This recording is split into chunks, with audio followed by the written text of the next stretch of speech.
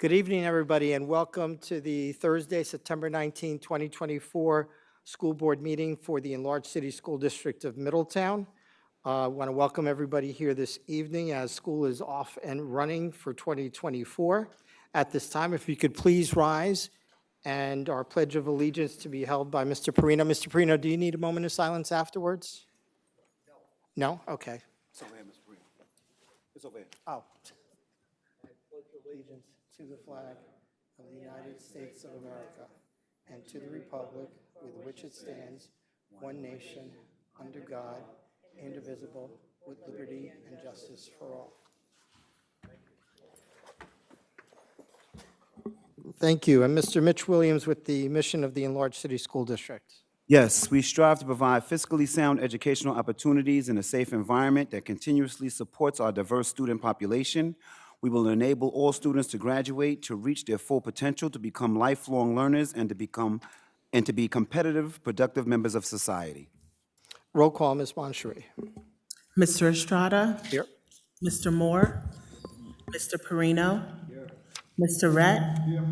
Ms. Romero? Ms. Tobiasen?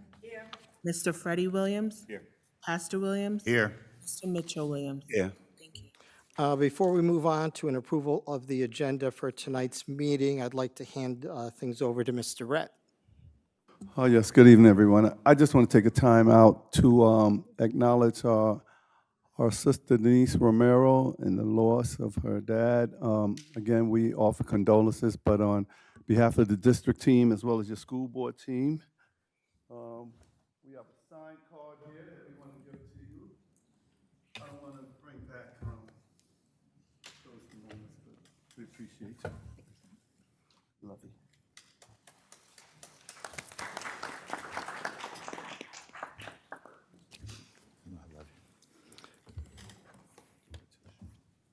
I'd like to remind everybody that this agenda was prepared in advance of tonight's meeting. The final agenda for tonight's meeting is subject to change at the time of the meeting.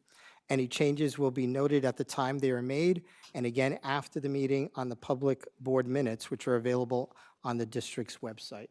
And I hate to hand this over to you, but can you please do this in Spanish, Ms. Romero?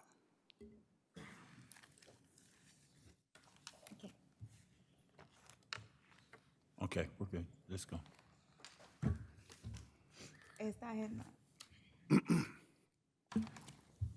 Esta agenda fue preparada antes de la reunión de esta noche. La agenda final para la reunión de esta noche está sujeta a cambios en el momento de la reunión. Cualquier cambio se anotará en el momento en que se realice y nuevamente después de la reunión en las actas de la Junta Pública en que están disponibles en el sitio web del distrito. Thank you, Ms. Romero. It's all right, we understand. I need a motion to approve tonight's agenda. So moved. Moved by Pastor Williams, seconded by Mr. Rett. Any discussion? All those in favor? Aye. Aye. Any opposed? Motion carries 9-0. I need an approval for the regular meeting minutes of August 1st, August 15th, August 20th, August 29th, and September 5th. So move. Moved by Mr. Perino. Second. Seconded by Mr. Mitch Williams. Any discussion on any of the minutes? Seeing none, all those in favor? Aye. Any opposed? Motion carries 9-0. Moving along, I need an approval and a motion to approve Personnel Memorandum 7A, number 1. Moved by Pastor Williams, seconded by Mr. Redd. Any discussion? All those in favor? Aye. Aye. Any opposed? Motion carries 9-0. I need approval for Instructional Personnel Memorandum 7B, numbers 1 through 21. So move. Moved by Mr. Mitchell Williams. Second. Seconded by Pastor Williams. Any discussion? All those in favor? Aye. Aye. Any opposed? Motion carries 9-0. I need approval for a motion to approve non-instructional personnel memorandum 7C, numbers 1 through 11. So moved. Moved by Mr. Second. Mitchell Williams, seconded by Mr. Moore. Any discussion? All those in favor? Aye. Aye. Any opposed? Motion carries 9-0. I need approval for financial memorandum 7Ds, numbers 1 through 12, So move on that. by Pastor Williams, seconded by Mr. Perino. Any discussion? All those in favor? Aye. Any opposed? Motion carries 9-0. I need approval for Special Services Memorandum Number 7E, numbers 1 through 2. So move on that. Moved by Mr. Perino, seconded by Mr. Mitch Williams. Any discussion?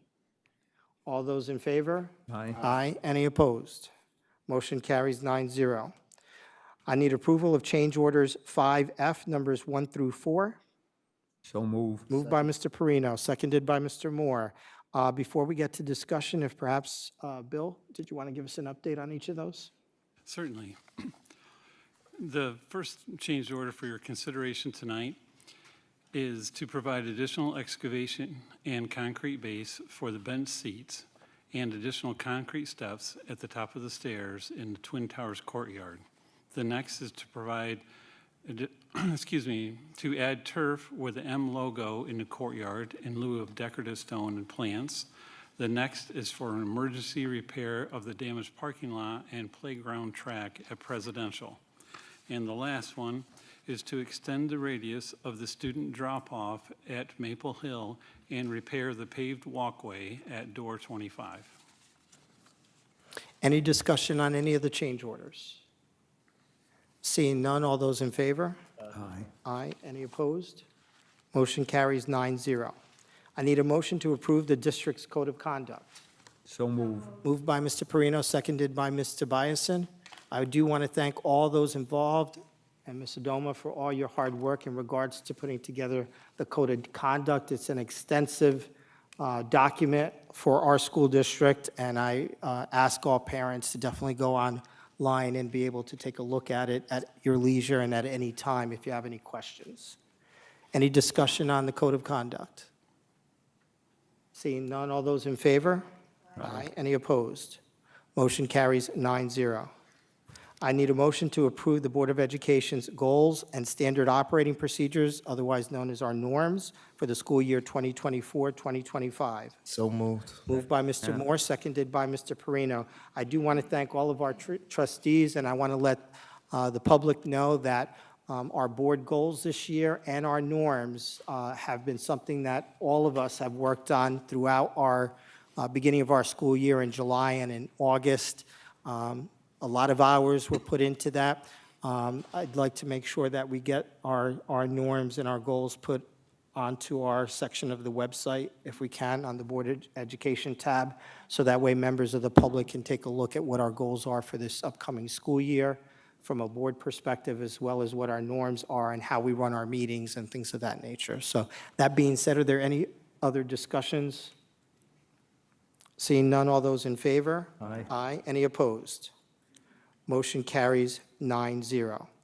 I'm going to skip over I for a quick second so we can just do J and K very quickly, if that's okay with the board. So I need an approval to nominate our own Pastor John Williams for the New York State School Board Association Area 9 Directorship. So move. Moved by Mr. Perino, seconded by Mr. Williams, Mitch Williams. Any discussion? All those in favor? Aye. Any opposed?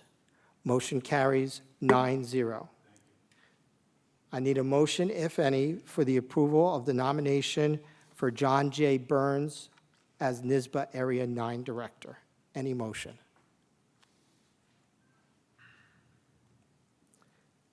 Seeing no motion, that nomination is not acted upon by the Middletown's Board of Education. Now moving back up to I, something very special this evening. I know I had a picture that I sent to technology, if they can put that up now for us, as we move on to our resolution for the naming of Fowler Field Gates. I have the actual motion here. And then during the discussion, we'll do something as well. So be it resolved that the Board of Education of the Enlarged City School District of Middletown hereby determines that the athletic field gate at the high school athletic fields shall hereafter be named and known as the Woolslayer Gate. I need a motion. Second. Moved by Pastor Williams, seconded by Mr. Mitch Williams. What I'd like to do at this time, first of all, if I can have Coach's family, and meet me up at the podium over here along with the athletic director, David Coates.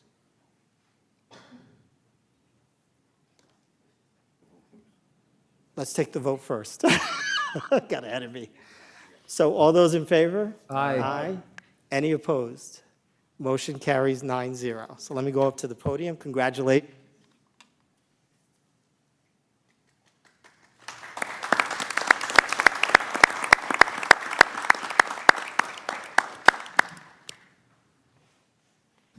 So what I wanted to do is, there's a picture up now that really exemplifies what Coach Woolsayer was all about for us here at Middletown, with his famous quote that today is another great day to excel, which was the message that he gave to all of our, not only athletes, but students as well. So it's very important to note that this gentleman touched the lives of literally thousands of our student athletes over the years, dating back from the 1960s up until present time.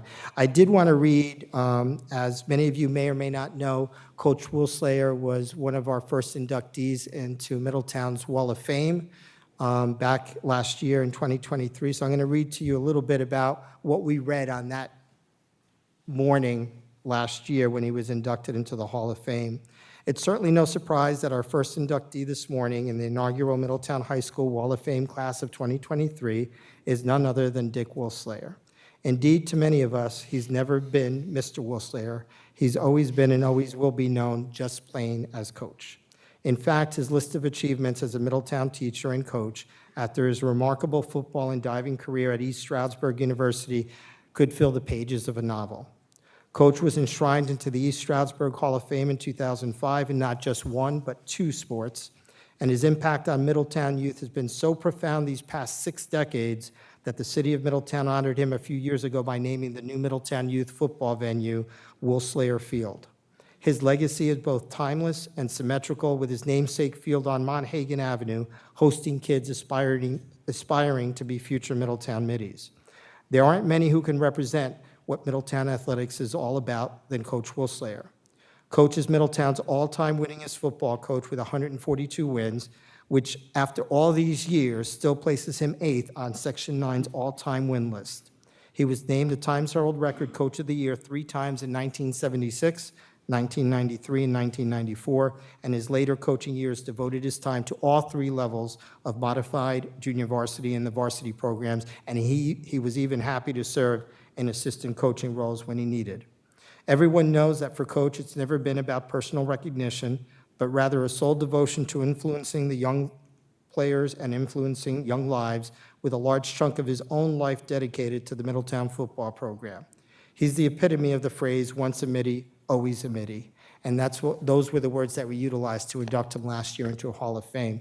At this time, I'd like to introduce everybody. Well, bring up Coach David Coates first, because on Saturday, this Saturday, hopefully all of you will be there, will be the Erie Bell game against Port Jervis. It will be the first time since the 1960s that game will be played without Coach Woolsayer being on the field. So we want to remember that. We want to remember his family will be there. We'll have a moment of silence along with a couple of other things that we plan on doing. But Coach? Thank you, President Estrada. It is fitting that tonight we're honoring Coach, but also the JV football team won big against Port Jervis. Sorry, I know it's difficult. But just to touch on just a little bit about how Coach touched others in the county. Back in the 70s and early 80s, I was telling Donna that I was one of the ones that was privileged to be at Pine Bush, but also there were no Pop Warner football organizations anywhere. Coach was one of the original ones to resurrect that, so athletes from Pine Bush, Middletown, Goshen, Minnesink, you name it, could come to Twin Towers. That's where everybody played at the time. And he was one of the original founders of the Pop Warner for the section, for the county, for all the kids to play youth football. But now you can see what has happened today. Every community has resurrected these programs. So I call him the OG because of what he established and what he represented for Middletown, but all football players across the county. So we're really humbled and grateful that we were able to do this, and thank you to the Board of Education, Superintendent Creedon, for making this happen. I think it goes without saying, it's obviously very fitting, but we were talking a little bit earlier about today is another great day to excel. We're looking to have the kids, as they enter or leave the locker room, placing, some sort of signage down by the home locker room in remembrance of Coach. So I'd like to introduce to you the family for Coach. We have his wife, Donna. We have Sierra. We have Chris. And we have Fran. So would you like to come up and say a couple of words? I'm going to put you on the spot. You're probably going to hate me for this. Seriously? Could have warned me. Thank you. We are Midi people. We came from Middletown. I look around here, I see some of the students we had. I taught at Middletown. I was the aquatic director here for 25 years. I went to Minnesink after that. Couldn't even compare to Middletown, just letting you know. Diversity is outstanding here. I love everything about this district, about the work that you people do. It's just amazing. This place is phenomenal. This whole facility is just something that people come to visit me from all over the country and just cannot believe what is here.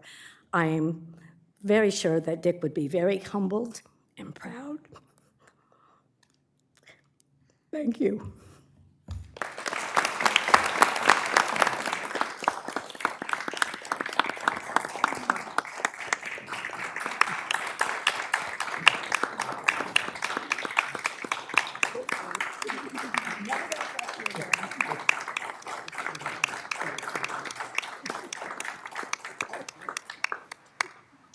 And in case you don't know, next month, Sierra is about to have the newest wool slayer down here. Uh-huh. Okay.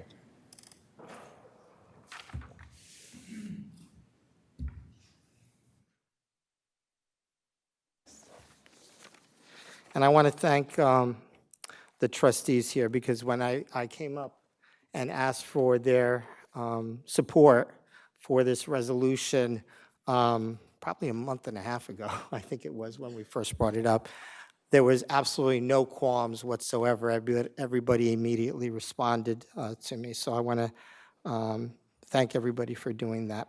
So I'm also going to do a little bit of a break here, because I don't want our hardworking staff to be here all night and hearing the mundane part of the school board meeting.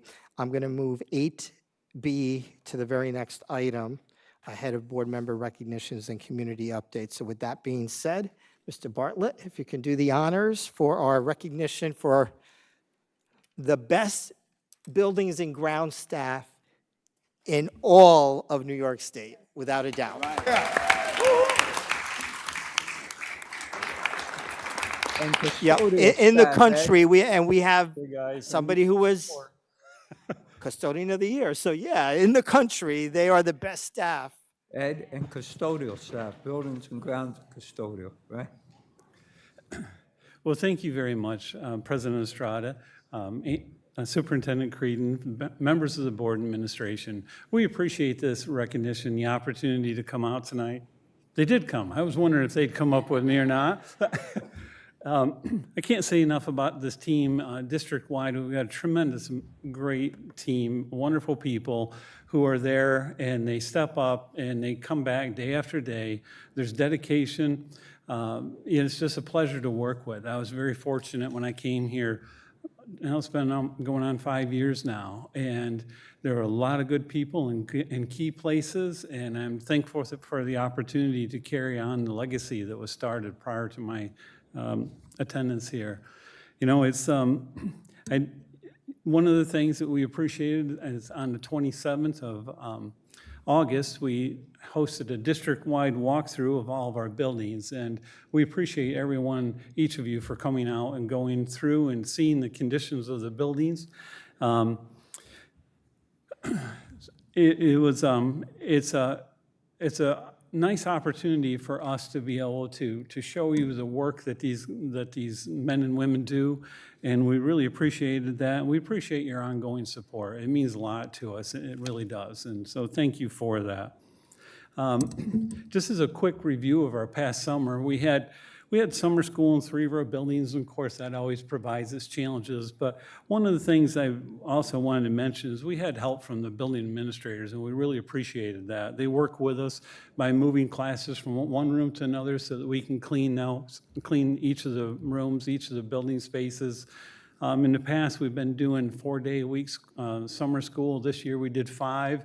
And the guy stressed to me and said, this is going to be a real challenge because we usually start Thursday night. We empty rooms, we start going right in and stripping and waxing, and so that work couldn't begin on a regular basis until Friday night. But with the help of the administration moving things around, it went really well. So I'm thankful for that, and a real shout out to the administrators in the district. We appreciate that.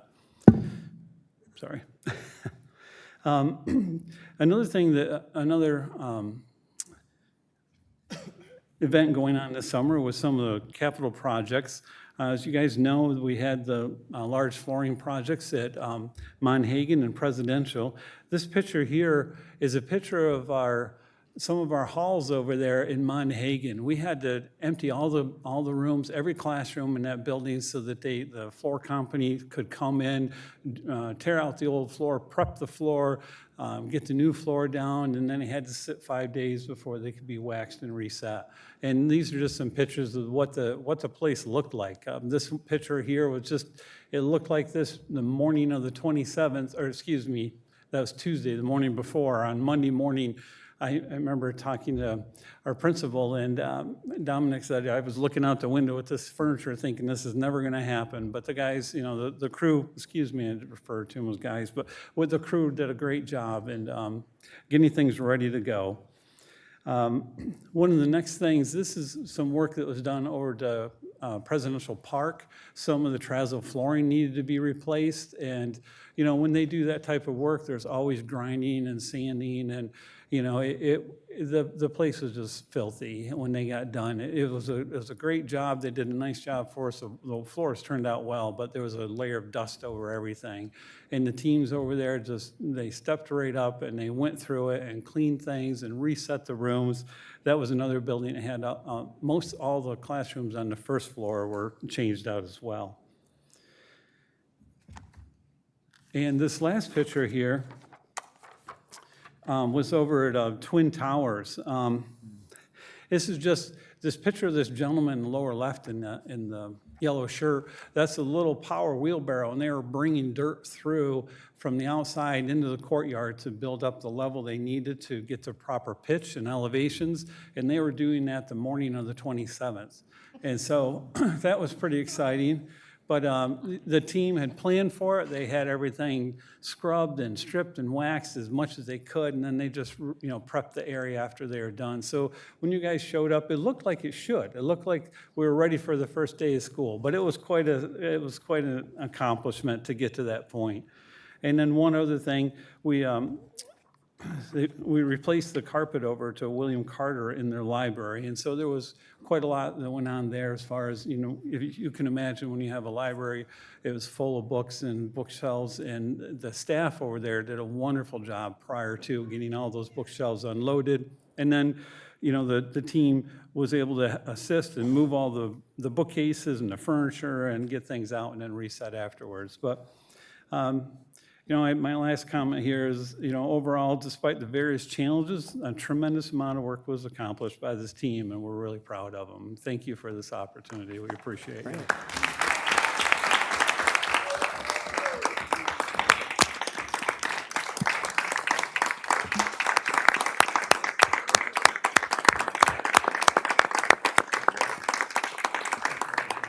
So, Mr. Bartlett, can we have each member come up to the microphone and just introduce themselves to the public and let them know which building, where they're at?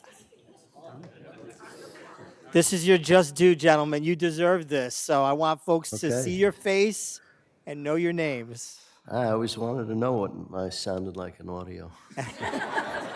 Thomas Turco, Monhagen. Great. Thank you. Hello, everyone. I'm Lydell Henderson from Presidential. More importantly, the class of '84, right, Lydell? Still Joe not as Smith. good as class of '82, but that's all right. Joe Smith from Presidential. Real quick, before you, Joe's voice is so low. I told him that he could start doing voiceovers now that the King, Yeah, now James that the Earl King's James gone. Earl Jones is gone. CNN's gonna need a new one, all right? So we need the new voice of Darth Vader. Carlos Alicea, Twin Towers.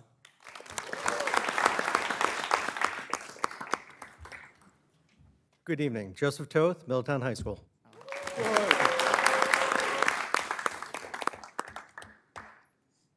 Julio Rodriguez, Middleton High School.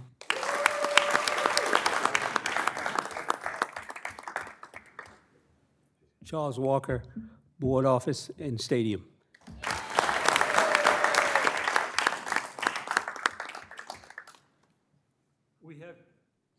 We have two supervisors here as well.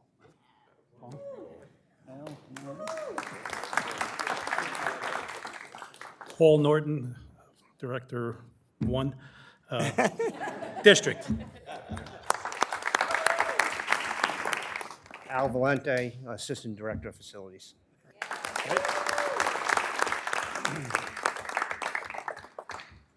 I'm going to pay for that tomorrow, but thank you. We appreciate that. Well, you could throw me under the bus since I asked them to come up. Thank and you. do it. Thanks But again. they deserve the recognition. The buildings that we toured on August 27th looked outstanding. They always do anyway, but so we definitely wanted to recognize you guys and know how important you are to our district. And we couldn't get these places up and running each and every day without you, so thank you. Thank you.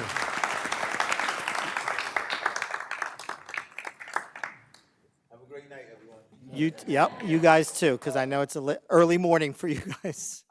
I told them they had to go out in the hall for a photo op, so I'll join them and return later. Thank you. Yes, we got the photo op.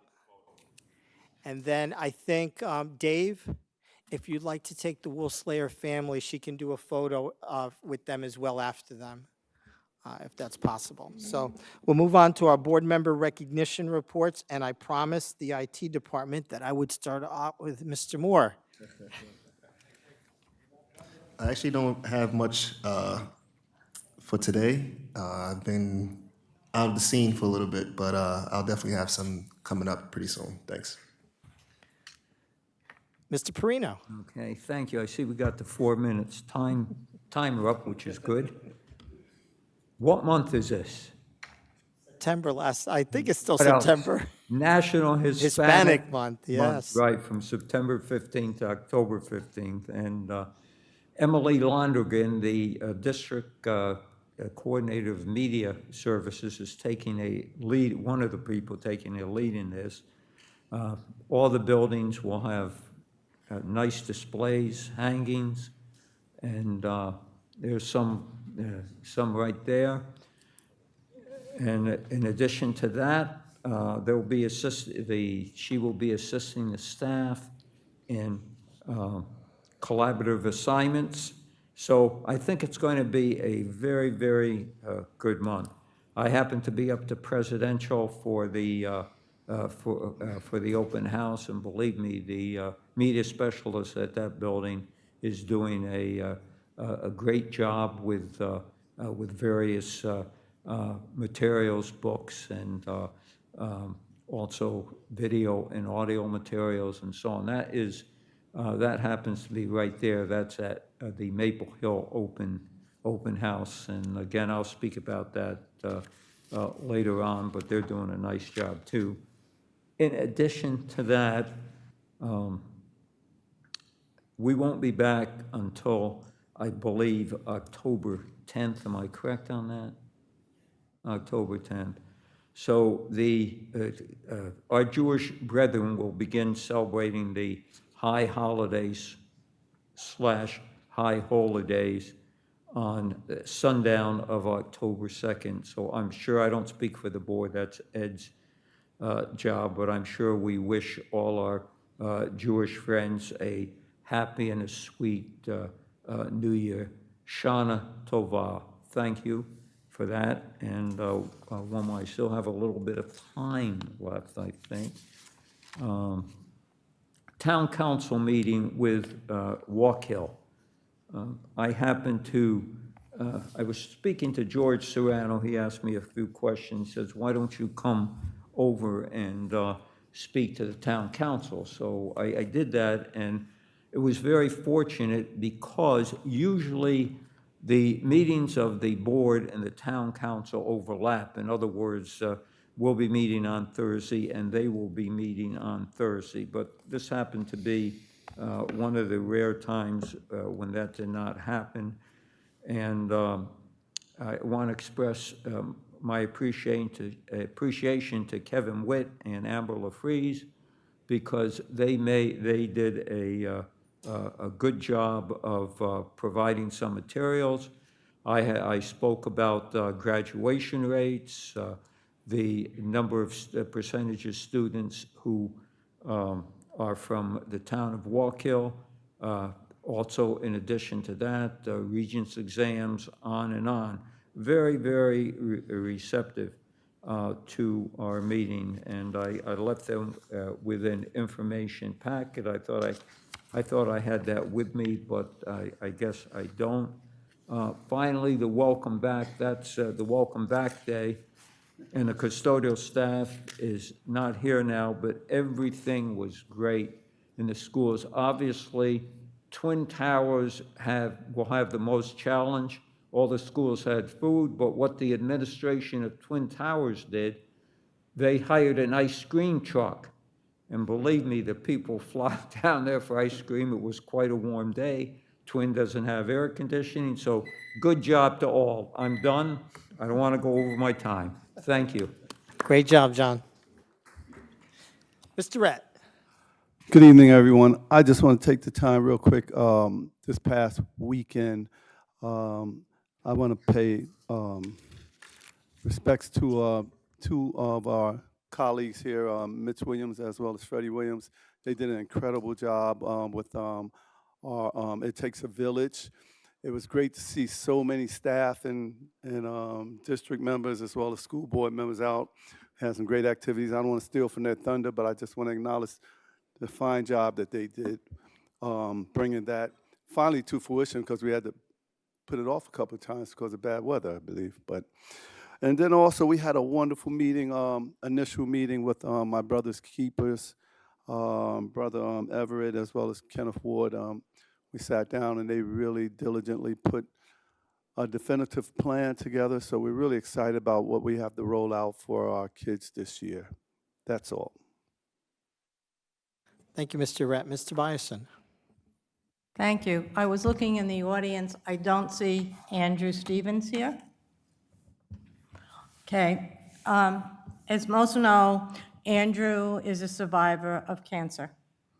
And this is Childhood Cancer Awareness Month. And usually he reminds all of us that around the end of the month, September 30th, we all wear gold in the district. So I'm hoping that tradition will be continued. Andrew, for me, is a warrior. He was diagnosed as an elementary student with cancer, and it's a miracle that he is here today with us. He graduated from Middletown High School. He is now at Orange County Community College pursuing a career in technology. Awesome. So for Andrew and all of the children that are survivors of that traumatic and horrendous disease, we want to make sure that they are not only remembered this month, but every month, and are very grateful for the acknowledgement that we can give to Andrew for his, I'm going to say bravery, for what he went through during those traumatic years. So, thank you, and that's my report. Thank you, Mr. Bison. Mr. Freddie Williams. Good evening, thank you.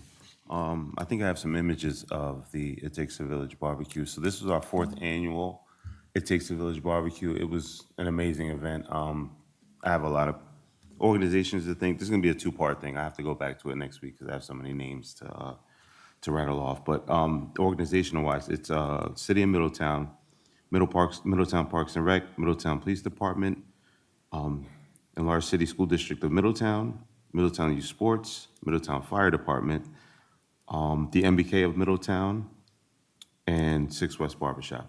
So this year, we set a record for attendance. I think the highest record was about 2,000 or 2,100 in the previous years, and this year we had about 2,200 to 2,300 people in and out throughout the day.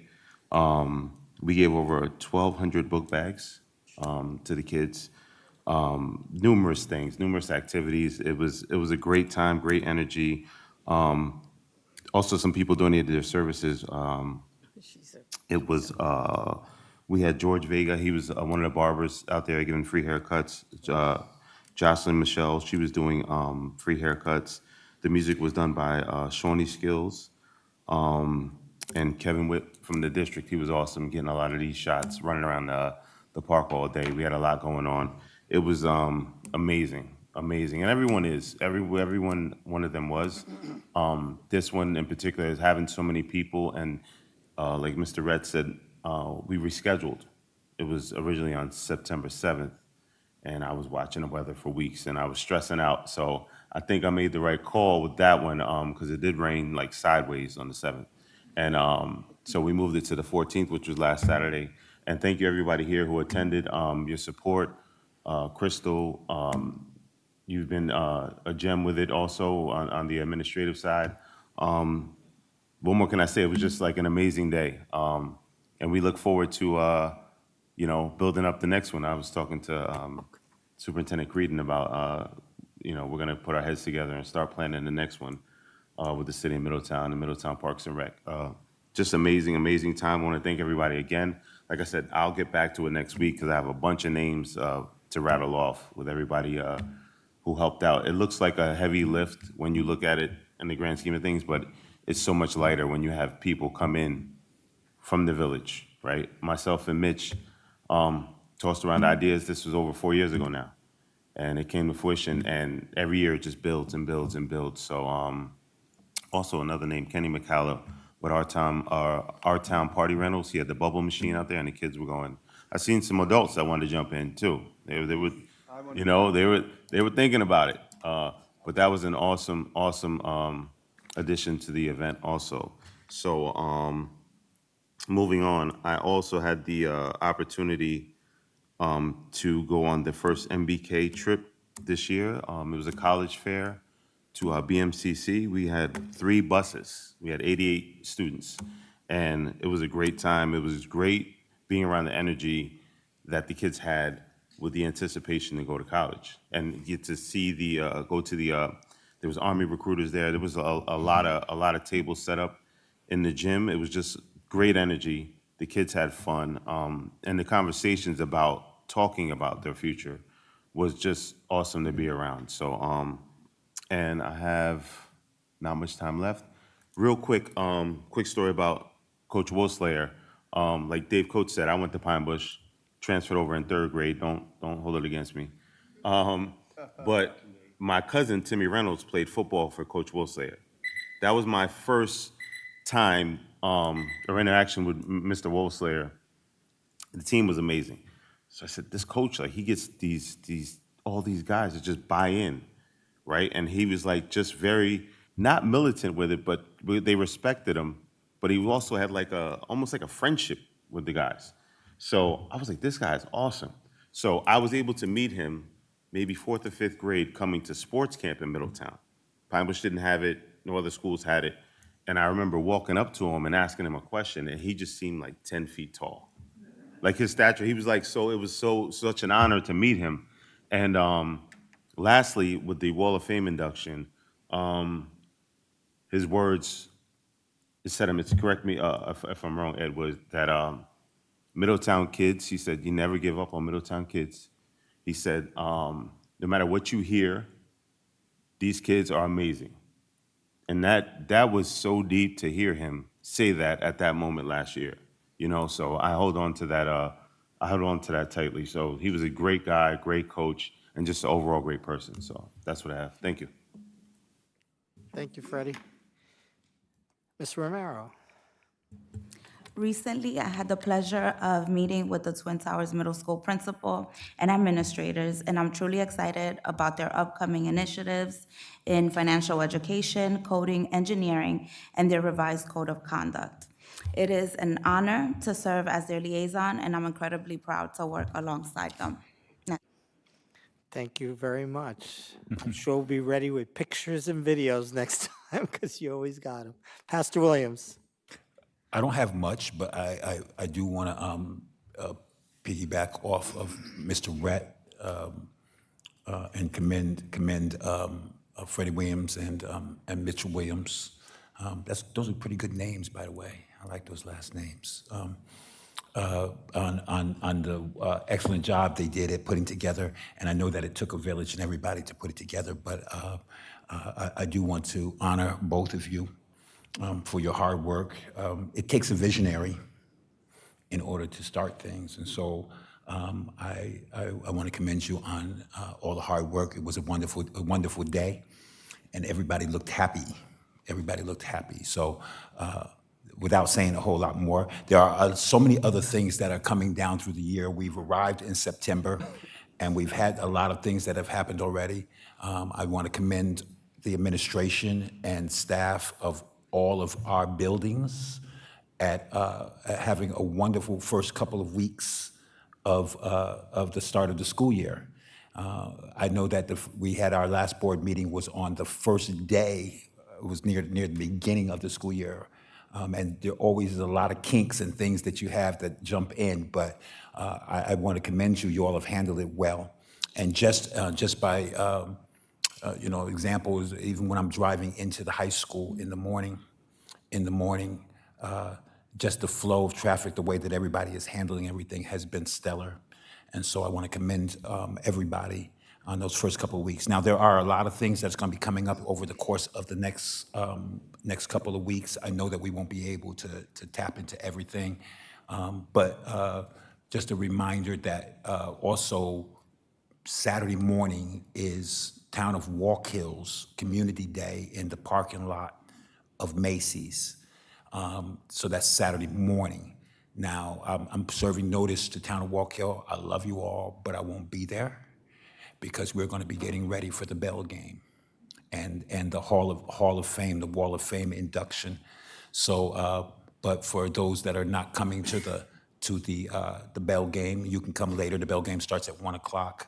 You'll probably need to get there early to get a parking space and perhaps a seat. But just wanted you to know that that is going on as well. Again, that's in Macy's parking lot on Saturday morning. And so there's a lot of other things we could touch on, but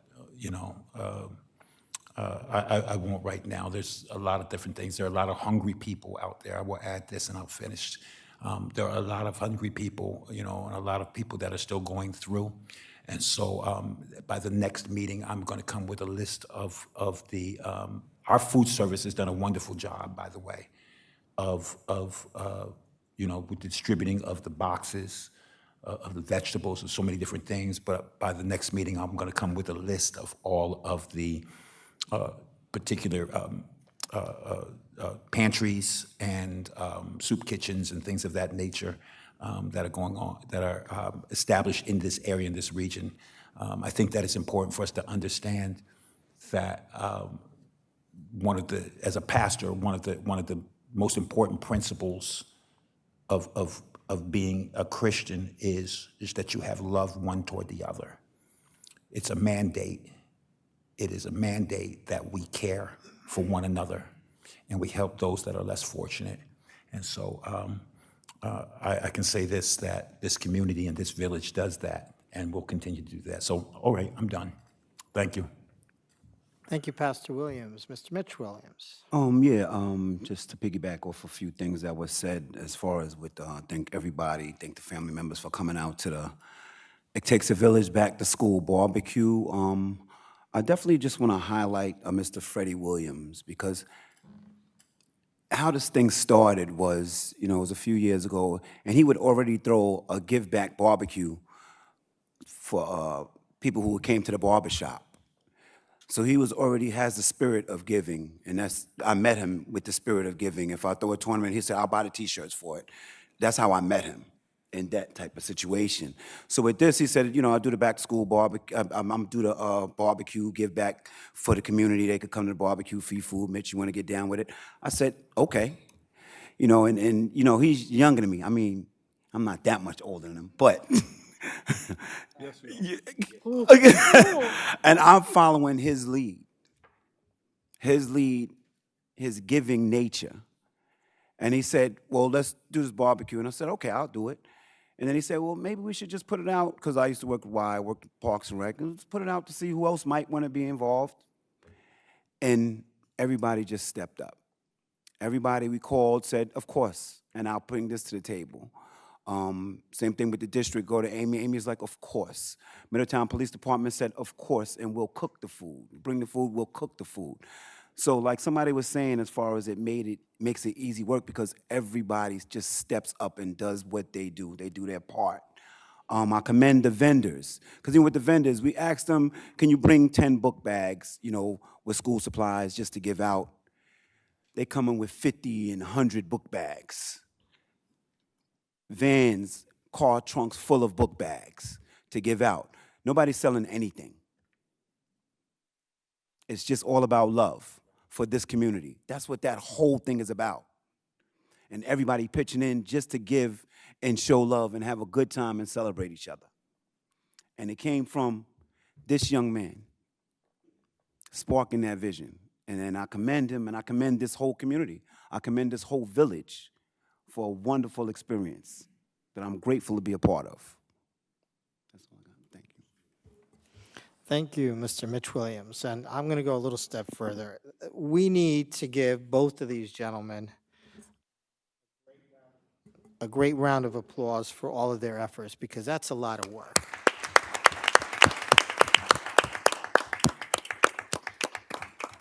And both, all of us here at this table, but, Freddie and Mitch, what better way to demonstrate to our scholars that we care about them. And when when you go out there, it's amazing when you see, 2,000, 2,500 people out there enjoying themselves, and then the students watching everybody do something for them. The police department cooking, the fire department out there. Thank you to Mayor DeStefano and Chief Awanchu.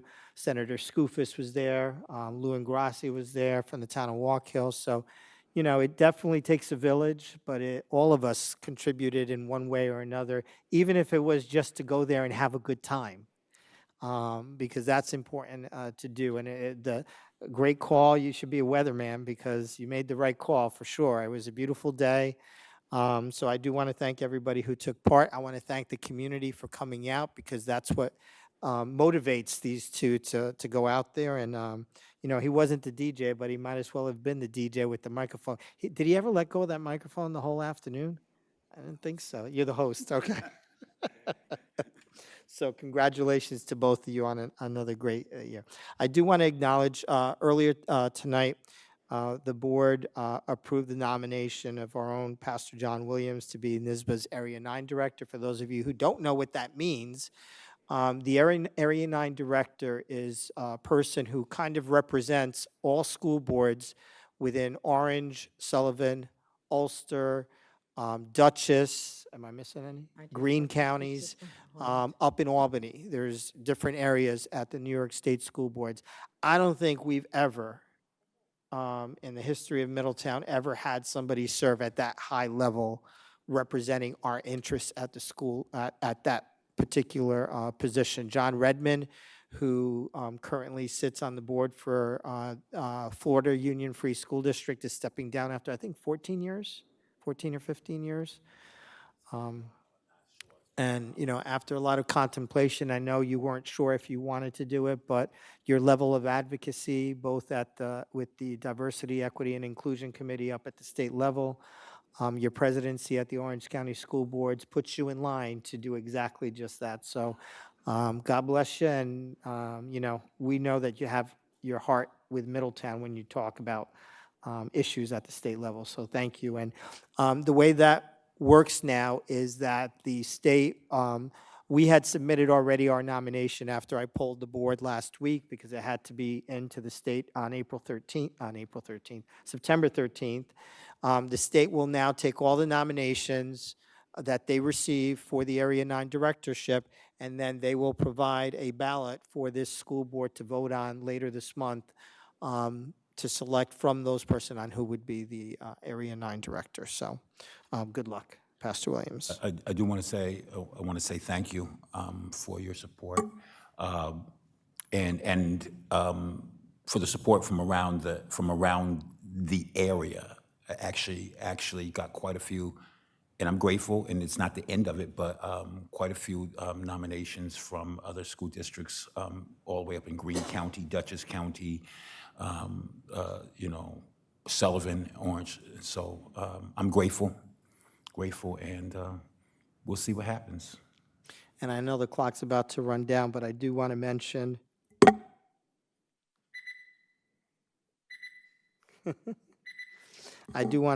our Wall of Fame class of 2024. The induction is at 10 a.m. right here at the events lobby down near the basketball gym. This year we'll be honoring 7 individuals and 1 team. There will be Sherry Morris, Chris Egger, Rocco and Philip Mansueto, Debbie Cubbin, Steve Barone, Anthony Gobio, and the 1961 undefeated Middletown football team. So those are our honorees this year.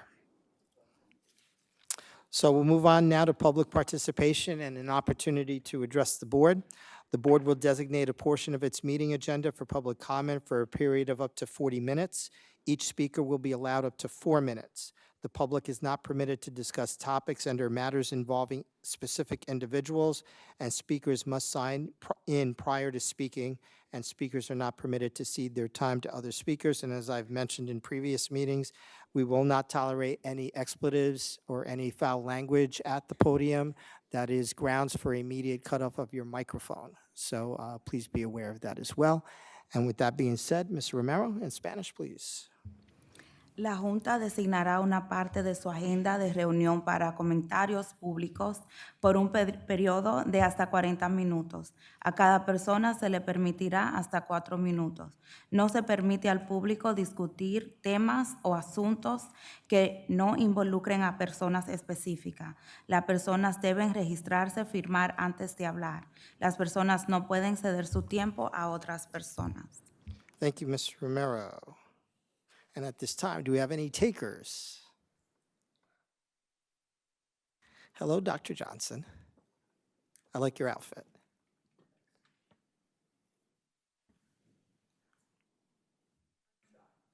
Microphone, please. Now I'm more shocked. I'm shocked. This isn't who we are. I never thought something like that could happen here. My name is Paul Johnson, and I appreciate, as always, the opportunity to appear before you. I'm here as a friend of the district and as a proud grandparent. 1st grade, 2nd grade, 4th grade, 8th grade, all living in the state of Massachusetts in what could safely be called upper middle-class communities. If my opening remarks sound familiar to you, that's because you've heard them every day. The media says every day there is an episode of gun violence in this country. Do I not think about it because where my kids live? Not really. How could we not think about it? Every day, we hear a story of a family who sent their 3rd grade child to school, pigtails and a backpack. 2 hours later, they got a phone call. Your child is dead. Every day, some teacher gets in the car with a smiley coffee mug on their way to school. They went to college to make the world a better place. They were going to greet their students and set about that goal. 2 hours later, that teacher was dead. And I use the word dead and not deceased because we need to keep thinking about that, whether we like it or not. The day that we become numb to that is the beginning of the end. So what's my point? Well, boards of education throughout this country, not just this one, but all of you, have a pretty difficult task. And that's why I'm standing here and you're sitting there. How are you supposed to proceed?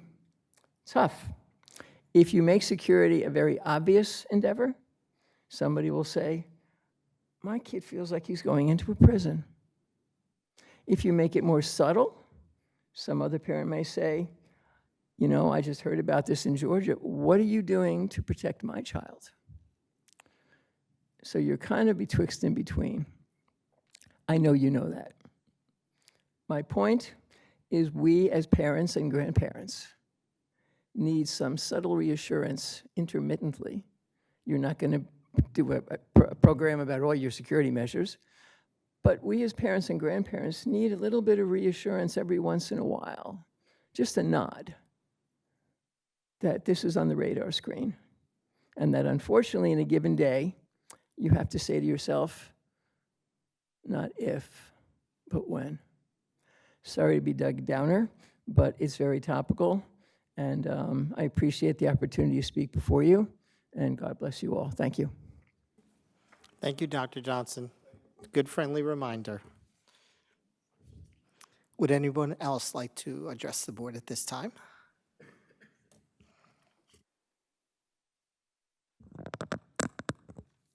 Good evening. I don't know if you can hear me. Am I good? Yeah, it's on. Okay. Yeah. Okay. All right. Good evening, President Estrada, Vice President Williams, Board of Education, Superintendent Creedon, Assistant Superintendent Adoma. As we begin our new school year, I want to take this moment to express my gratitude for your unwavering support of our educators, our students, and our shared mission of academic success. Your commitment to ensuring that our schools are places of growth, learning, and opportunity does not go unnoticed. The dedication you have shown through your decisions, resources, and encouragement has empowered both teachers and students to excel. Your continued investment in professional development, innovative programs, and student success has made a profound impact. As we look ahead to the months to come, I'm excited for the opportunities we have to work together. A collaborative spirit between teachers, administrators, and the board is vital to ensuring we meet the needs of every child. Together, we can build on the successes of previous years and address challenges that come our way. It is often said that children are the future, and it couldn't be truer. Every day, our teachers shape the future by guiding, mentoring, and inspiring the next generation. They do more than teach subjects. They teach critical thinking, creativity, empathy, and resilience. By supporting our teachers, we are ensuring that the future is bright for our students and our community. Events such as the back-to-school barbecue last weekend and the upcoming trunk or treat are always ways to connect school to community. We are one Middletown. I'd like to thank all our educators from all our buildings. No matter what your position is, no matter what you do, we stand by you and we thank you, and we're here to support you. I am confident that with your continued support, our collective effort, the school year will be one of growth, success, and new possibilities. Thank you for your ongoing commitment to our children, our teachers, and our schools. Let's continue working together to make this year memorable and impactful for all. Thank you. Thank you so much. Good words, thank you.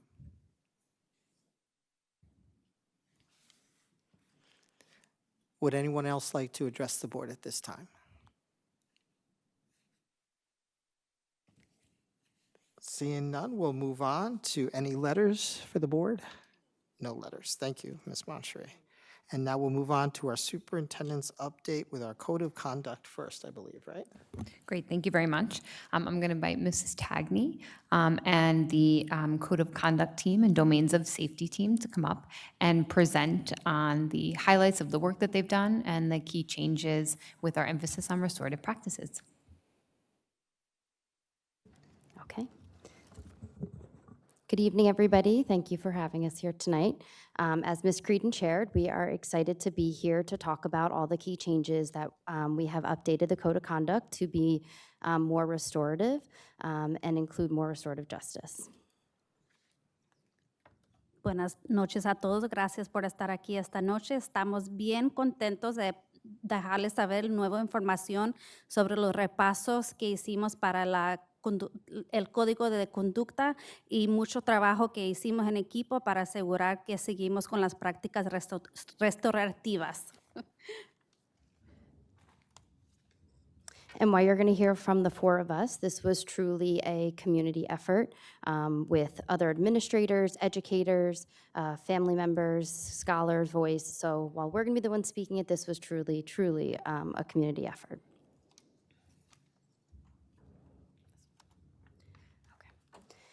All right, so what you're looking at here is, again, always our Middletown Legacy Plan, our vision and mission. This is always at the core of all we do. For many of you who joined our sessions over the summer, this slide's probably familiar, but this is always at the core of all we do and all the planning and all the work that was part of the updates and the professional development sessions that we did for updating our code of conduct.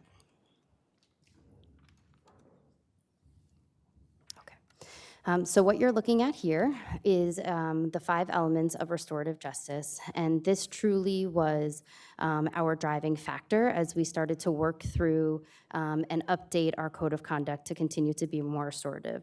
And so the work that we do is truly to support our scholars both socially, emotionally, and academically in both the classroom as well as out of the building. And we want to take a moment to just recognize that we understand that you all as Board of Education members are truly invested in this mission as well, as we know that this is embedded in all of your goals, along with Superintendent Creedon's, all the administrators here and all the educators here. So we are really excited to highlight the work that the community truly did in updating our code of conduct. Restorative practices, again, is an approach that really truly focuses more on building and restoring community and relationships versus protocols and activities. And so our code of conduct, as it stands today, is always a living and breathing document.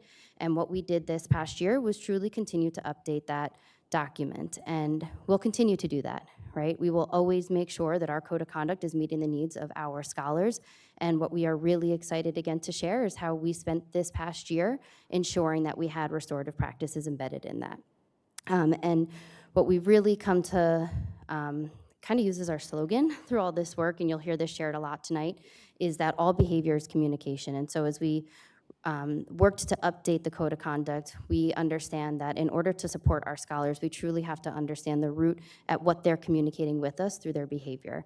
And once we can get to that root cause, then we can truly support them through restorative practices. And we're really excited to share that this information with you tonight.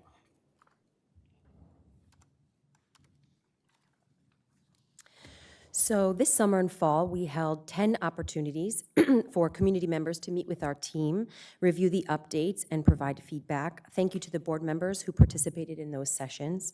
We hosted both in-person and virtual options for community members, and we provided staff with additional time to explore the updates and provide feedback during our superintendent's conference day, during our opening day with staff. Additionally, in order to engage our young people in feedback sessions, our buildings held code of conduct town halls to ensure scholar voices were heard, and we will continue to engage in feedback with scholars in town halls and student panels. Feedback opportunities do not stop. We continue to be committed to being responsive, and there will be ongoing opportunities at all 4 Wednesday family nights to receive continued feedback from the school community. You can see those dates on the screen: October 16th, November 13th, February 5th, and March 26th.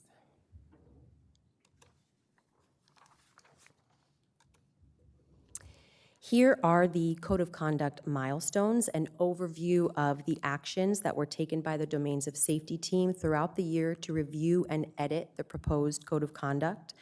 We reviewed district and school behavior data.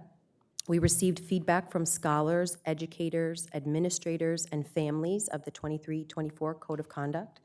We collaborated with NYSID through Disproportionality Targeted Skills Group, and this work will continue this year as we partner with NYSID on a monthly basis to continue to dive into our data, to make adjustments and be responsive to our scholars' needs. We integrated NYSID guidance from the recommendations for reducing disparities in and reforming school discipline in New York State Safe Schools Task Force report.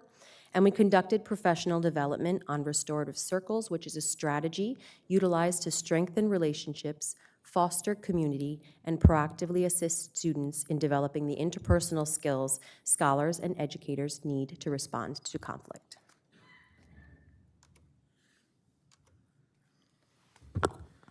All right, so thank you. So what you're looking at here is a visual. This is actually in our Code of Conduct and shows really the additional supports, but who was involved in the work. So the district domains of safety team and the campus domains of safety teams were made up of educators, scholar support staff, such as crisis interventionists, social workers, and school psychologists have all been instrumental in supporting the review process. The teams not only ensured voice from all team members, but also reviewed code of conducts from other districts such as Newburgh, Binghamton, and Syracuse, to name a few.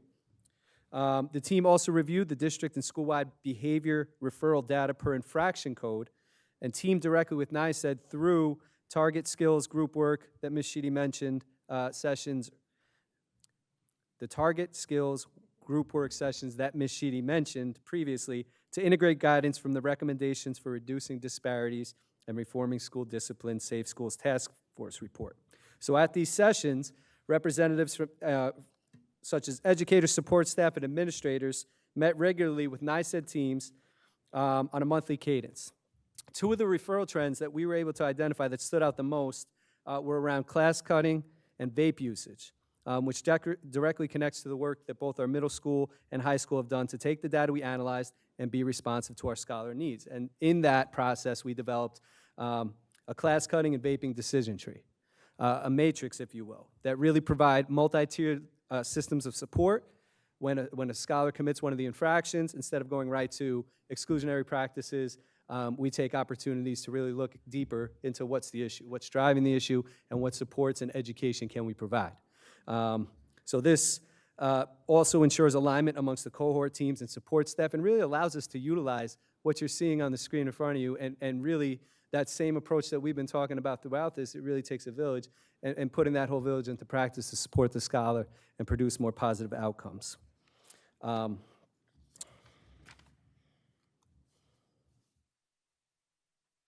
So the work that took place ensures a shift from punitive to restorative practices that are embedded in all we do, including our code of conduct. So according to NYSED, historically, schools have relied on the use of exclusionary discipline, such as classroom removal, in or out of school suspension or expulsion, to address code of conduct violations and challenging behavior presented by students. The reliance on this method leads to significant negative outcomes for students and fails to support their development and success. Repeated behaviors over and over again are not going to be suspended into compliance, and we as schools and this community have an obligation to look at the deeper things of what we can do to provide supports. Hence, restorative practices. So the research shows several things that are pronounced with the implementation of restorative practices. First one is the decreased likelihood of dropouts. So some statistics and some research to support. For ninth grade students, a suspension decreased their odds of graduating high school by 23%, and each subsequent suspension decreased the odds by an additional 20%. Again, restorative practices lead to an increased likelihood of post-secondary enrollment. A suspension in grade 9 decreases a student's likelihood of enrolling in post-secondary schooling by 16%, and each subsequent suspension decreases the odds by 12%. Restorative practices lead to a decreased likelihood of involvement in the juvenile justice system. A decreased likelihood, when suspended for a discretionary offense, aligned with the code of conduct, a student's likelihood of juvenile justice contact with within the subsequent academic year increases threefold. Restorative practices also lead to a decreased likelihood of future behavioral incidents. So in middle school, youth, the use of out-of-school suspension led to an increased behavioral incidents for 4 years after the initial incident. And finally on this, the unintended consequences of exclusionary discipline go beyond individual students. Several studies demonstrate exclusionary discipline does not keep school communities safe or deter students from more severe violations. Indeed, studies suggest that there is weak evidence that suspension serves as a deterrent whatsoever. And we know this to be true. So again, restorative justice and restorative practices are often terms used interchangeably, but ultimately, it's an approach that aims to build relationships, restore harm done to the school community, and prevent and respond to conflict and wrongdoing. We do understand that there are times when suspension and other resolutions are needed. However, we also know that it is not necessary for all behavioral incidents. The district is excited to continue this work and to provide additional professional development around restorative justice and practices.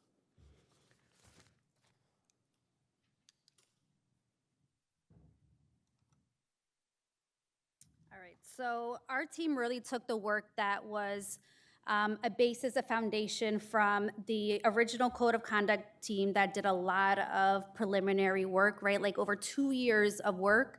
So we had a good foundation to work off of. With the support of NYSID and our entire school community, some of the changes that we continue to make, right, to improve, because it is a living, breathing document and we learn from what we implement. So some of those examples was the language for rights and responsibilities has shifted to expectations, right? So we're trying to refrain from using legal language within our code of conduct and making it more user-friendly and understandable for everybody who needs to use it. And we know it's just one tool, right, to really support our scholars and our families in supporting behaviors. Some of the language also is more just restorative language that's included. Some of the wording has changed. Some of just the organization of the Code of Conduct has also changed. One of the big tasks that we had was including infraction codes, because the 23-24 Code of Conduct did not have infraction codes, so it was hard reporting purposes and just making sure that we had alignment district-wide when we were identifying different behaviors, and also to support our data analysis and understanding where we need to put our efforts. Family engagement and community service, community connections is really empowered and put, you can see it, the differences within the range of resolutions. And then just some other things that we made sure to include is really a focus on the mental health and well-being supports, that we can support our families, but also our scholars, and also helping our educators and everybody who works in the school community to really build upon their own practice and be able to support with trauma-informed interventions and just understanding the why for our scholars. Oops. So a lot of the work, some of the work that we did last year was inclusive of the domains of safety and identifying the domains of safety. And we launched this work last year, and the reason why we did it is really to be able to support community members, educators, scholars. When we say we're not safe, right, like what does that really mean? Does it mean that we're not physically safe? Does it mean we're not emotionally safe? Social safety, cognitive safety, so that we can really dig in to be able to identify how do we support our scholars, right? A scholar is not engaged in the classroom. Is it because they're hungry? Is it because their parents had a fight last night? Is it because they're not cognitively engaged, right? They need a little bit more challenge. Is it that they're having a conflict with a peer in the classroom? So once we are able to identify and define the language, we can dig in a little bit deeper to be able to support with identifying exactly what it is when we're saying we're not feeling safe. And we always say, all behavior is a form of communication. Todo comportamiento es una forma de comunicación. Our job as adults is to be able to be those investigators, to dig deep, to drill in, to identify why is this behavior happening, how can we support our scholars to make sure that we have continue our great work that we're doing in Middletown. And so we look forward to our Wednesday academies, having a table, stopping by, providing us the feedback, working with our educators, because we know this is not a one and done work. It's a lot of work that needs to continue to improve and keep up with the times, right? Like what we're working through. So thank you. Thank you so much for the presentation. So does anybody have any questions for the group? Mr. Perino. Thank you. Nice presentation. Restorative practices. Let's take a couple of examples. And I know the state ed and the commissioner is for this. If you read district administrator and the school board, our school board on board. What happens if a student gets in an altercation with a staff member and pushes the staff member? Is that restorative, or is that a cause of suspension? So I really think it's a case-by-case, right, position. Just in general. In general, we do use the code of conduct. We identify the behavior. There's a range of resolution, right, that we're able to identify that best meets the scholar's needs. But one thing that we always do is try to really help the scholar understand the harm that they have made to the community or to the person, so that they can learn from their behavior and really be able to try to reconnect and rebuild that relationship. So to put it in, if I'm understanding correctly, then that's possible that that's restorative practices rather than suspension? So it's part of the whole picture, like Mr. Donahue shared, right? Like it's not, suspension is still an option, right? It still lives and breathes in our code of conduct. It's not that it's never going to happen. I think like one of the important things of work that the team is doing is not coming up with always and never, and using each situation as an opportunity to learn. And the New York State Education Department is really encouraging school districts to do the work to move away from, zero tolerance instances. So that's why it's hard to come up with, some scenarios, because each one has, very unique twists and turns that it might take. And if I may, just to add, really just going back to pretty much any example, right? Let's say a young person has a bad day and is disrespectful in class, or two young people get into an altercation. Traditional exclusionary practices was the method of dealing with it. So you either go serve some time in ISS, or you're out of school, you come back, and the expectation is you learn from that. And we know that doesn't address several things. The harm that was caused. You never have an opportunity to circle back and have that conversation and have both parties kind of speak on that and restore the practice and restore the community. And that's really what, if I had to sum it down, what restorative practice is, that serves that function too.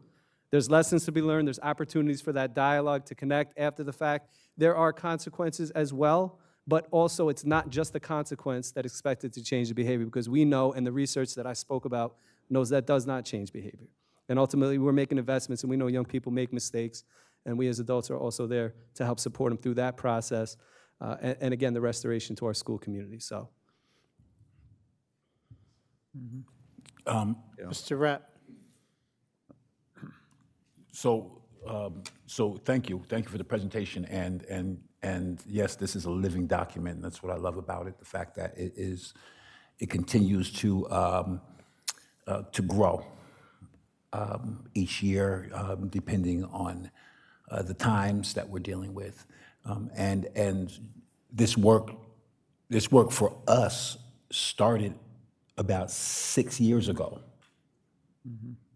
For us, for Middletown, started about 6 years ago, really digging into getting an understanding of what restorative practices are, and to kind of piggyback on what Mr. Donahue said is that, and Superintendent Creedon, that this is not about absolutes. The one thing that we have to understand that restorative practices, and I say this all the time, I think I've said this many times to some of the boards, to the board and to other people, is that there always must be accountability, but accountability also has to be safe. And punitive actions without the hope of restoration will do nobody any good. I'll use this analogy. You know, back when we were younger, we didn't get spankings. We got whoopings. Anybody got whoopings? I know we don't want to talk about that. I know that's not politically correct right now. But a whipping without giving me an opportunity to know what I did wrong and an opportunity to fix it and to go forward.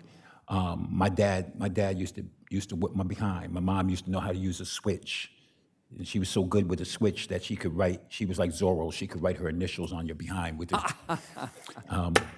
You too, huh, John? At the end of the day,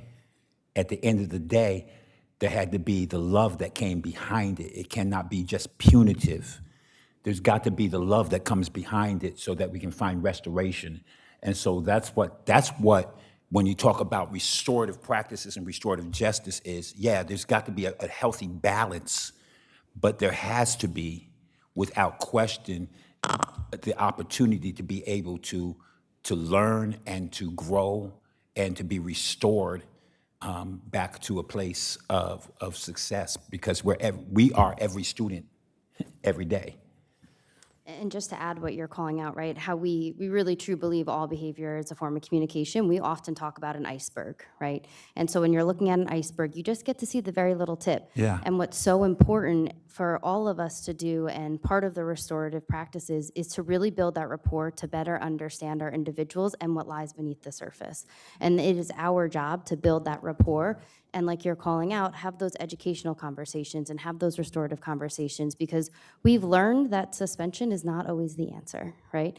And we need to do better for our kids, and we are. And we're really taking that, and we are truly, truly committed to understanding what our scholars are trying to communicate to us through their behavior and how we can truly support them. And it starts with that rapport and understanding what's below that surface. Mr. Rett. No, okay. Oh, yes. I applaud you guys' efforts in really revisiting the discipline code because, again, as Pastor said, it is a living document. It continues to evolve, you know, with the different problems and issues that kids are going through, and you have to make those adjustments and revise. Again, the only point I wanted to make that as a former principal hearing intake officer, adding those infraction codes, it identifies specific behaviors, and you can determine what level of punitive action you want to approach before you actually bring forth the restorative practices. So I applaud you guys for really continuing to revisit that because, again, the goal is to get everybody on board to be learning and not interrupting other students that come prepared to learn and you don't have discipline issues with. Yeah. Thank you, Mr. Bias. Yes, I think you mentioned in the beginning the initiative that was started by the district probably two and a half years ago. I would like to recognize right now our Assistant Superintendent for Instruction, Mrs. Adoma, because her leadership and guidance in analyzing and bringing to everyone's attention how we could very forcefully, but yet, and I shouldn't use the word forcefully because it sends the wrong connotation, but how we can get to restorative practices without some of the old methods, we'll put. But I do think she needs some recognition there, too. She's sitting in the back, and she'll be very quiet about it, but I can still see her there in front of the screen, making the corrections as I'm trying to keep up because she was very quick with the computer and that in making, and she listened to everyone's suggestions. Never a criticism of the suggestions, but took it all and in a very positive way was able to lead this committee to think positively about restorative practices. So I just want to acknowledge her work in this report. So thank you, Camille. We did appreciate it. Thank you, Mr. Bias and Mr.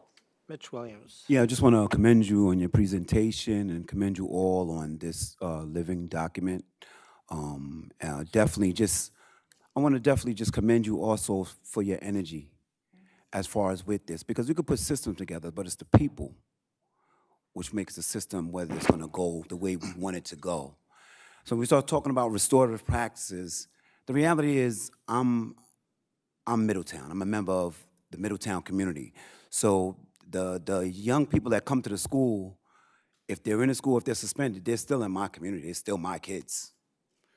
And I love them. So I love to hear the fact that we all love them. You know, they get caught up in the behavior, you get a consequence, or you have to deal with the behavior. But no, you're a part of this community. You're a part of this village. Like we say, it's one family, one district, one community, one Middletown. And I like to hear that, and I like the fact that you're getting the family members involved. Because sometimes people get a misconception, okay, the kid is in a behavior, so let's bring the family. No, the family doesn't want the kid to be in a behavior either. So it's like, no, we're all on the same page. We're all on the same side. So it's all of us working together to make the best community, to make the best district, to make the best Middletown that we can. And I'm just feel great to hear this presentation, and like I said, your energy, and and I know the work that you do, that you all do, and I just want to commend you on that. And thank you. Thank you, Mr. Mitch Williams. Freddie? Yes, I'd like the great work, you guys. Mr. Donahue, the percentages, hearing them is essential. Like, I never really knew any of that, right? So you bringing that to light is so important. Also, I appreciate, as a parent, I've had conversations with people within the district. So I love the revision on the language of some parents, you know, kind of gave the impression that they felt like their kid was going to court as an adult with the language that they were reading. So that revision is awesome. And to coattail off what Mr. Tobias has said with Camille, great work as a team. This was refreshing. And yeah, it's just great work. But those percentages really stuck, you know, because now you can see it and you hear it, and it's just it's very impactful, you know. And it being a living document is so important to make those changes when needed. It's just great. I think this is awesome, and I think you know, a lot of kids will benefit from this living document. You know, we're not just, Mr. Estrada says, don't throw out the baby with the bathwater, right? All the time. So that's what comes to my mind when we see this living document. So thank you, guys. Cool. Yeah, I just want to add this great work. And just from someone that has been in education for quite some time, I understand the importance of the restorative practices, and especially reducing the fact that the students, when they are out, they have an increase of learning loss because of it, and that usually sets the tone and the trajectory of them, falling out and dropping out. So with these practices in place now, we definitely look to restore and repair those past historical actions that have been done in the past and be able to get us on a better track. So, and it all boils down to just love, right? So if they feel that they're loved and they feel that they're appreciated, then the restorative practices definitely come into play. And also too, is the keynote, the community as well and the parents. With the 4 dates that you have scheduled, hopefully they take part. That will also strengthen the entire practices moving forward. So looking forward to that, and thank you. Thank you, Mr. Moore. So I'll finish up with my comments, a couple of things on it. So, and I was writing it down just as you were saying it, and I turned to Amy. I was like, did she just say finding out the why? And she goes, yeah. I goes, this is exactly what I was writing down. So I think one of the biggest differences is in the past, we never tried to find out the why. And I do this, and I bring up a personal example of mine, and it involves Kate's dad, Mr. Buckeye, who was my assistant principal when I was a kid at Twin Towers Middle School, and I got in a fight. I never got in a fight typically, but I got in a fight coming off the bus because a kid, and excuse, the beep word, but I got called a spick by somebody coming off the bus, and when that kid came off the bus, I started pummeling the kid, and we both get called to the office, to Mr. Buckite's office. And as soon as he asked the gentleman, what happened, and the kid, I said, this is what this kid called me, and he turned to the kid and said, did you do that? And the kid said, yeah. And he goes, okay, you're suspended. And then for me, I'm like, oh my goodness, he got suspended. I'm going to get a whooping from my dad at the time, but he said to me, I know your father, so I'm not going to suspend you because I know what will happen. But nevertheless, it's really a transformation from those days, right, to where we are now in trying to understand the why. So why did that kid call me that? We never really knew. We just knew he did something bad. And as Mitch and I were talking here a second ago, under breath, is like, you know what you did wrong, but it's therapeutic, to make that individual confront what they've done. And I think that's important because if we're going to treat them, if we're trying to train them to be adults, we have to start treating them like adults. Some of our kids are graduating, going into the military right away.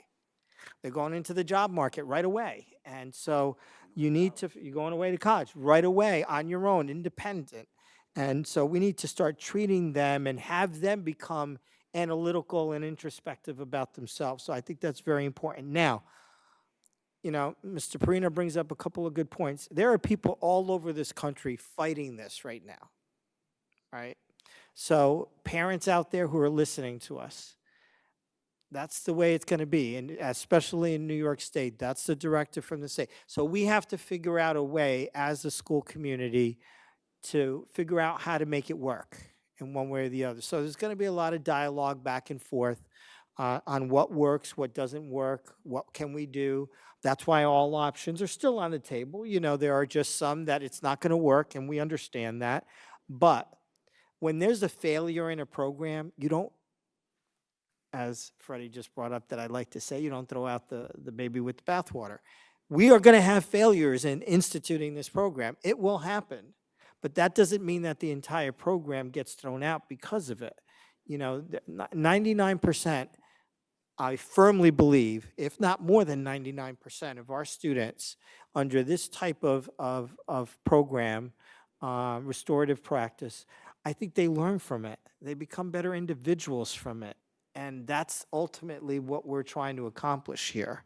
And we don't accomplish it by throwing them into the street, throwing them back home under home, it's just, you're still not understanding the cause. It doesn't lead to a good outcome in most cases. Whereas, we have an opportunity, and that's a good communication from our superintendent to all of our employees, all of our students, and all of our parents, is that we're going to be creative here in this district. We're going to try to figure out any which way we can to get to the end goal. And not everybody does that. Not every school district does that. There are places around this country that, are throwing away books. They're doing everything they can, which is totally the opposite of what we're doing here in Middletown. So I commend all of you for all of your hard work, especially Mr. Dome. I don't know why you're sitting way back there, because you should be up here with these guys. So, but congratulations on a job well done to all of you. Thank you.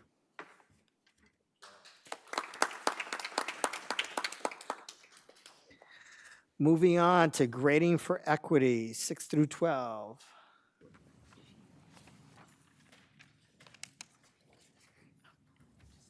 Ed, that's why Camille was sitting back there. She's ready for a presentation. Yeah. Ed, just before we leave this, could we get a half-year report on how this is working, restorative practices? Sure. Because if it's working, it should cut down on disrespect in the schools. It should cut down on fighting in the schools. Well, remember, though, it's not going to be an overnight fix. So but we'll definitely get reports. We always want to know where our suspension rates are. I think so far we've had unless, I've had different communications, but we've had a really good start to the school year so far. And I think the message is getting out there. So hopefully that's the You got to understand the process. It's a process. But yeah, we'll definitely do a report. Good evening, Board President Estrada, Vice President Williams, Superintendent Creedon, Board of Education trustees. Over the last few months, we have been sharing with the community the work that's been completed over the last 2 years with our educators and administrators to revise our grading practices. This evening, you will be hearing from our instructional leaders at the middle school and high school level about these changes. All right, so we have Dr. Norval Connell, Mrs. Gabriella Frederick, Mr. Fred Merritt, Mrs. Rachel Kuntz, Mrs. Robin Poole, presenting tonight.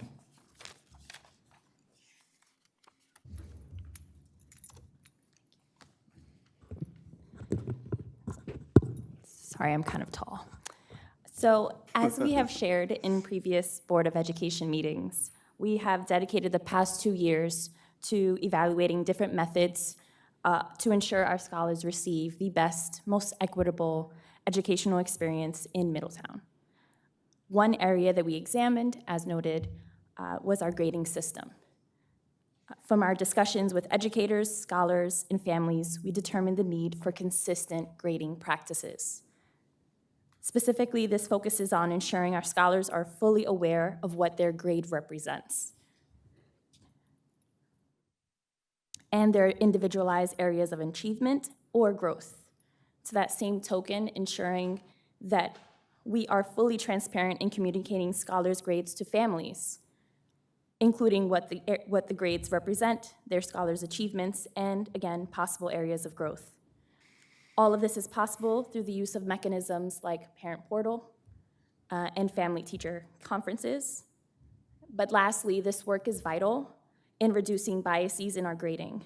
The shifts we will name tonight, both at the middle school campuses and the high school campus, ensure grade books measure academic growth and mastery and not compliance.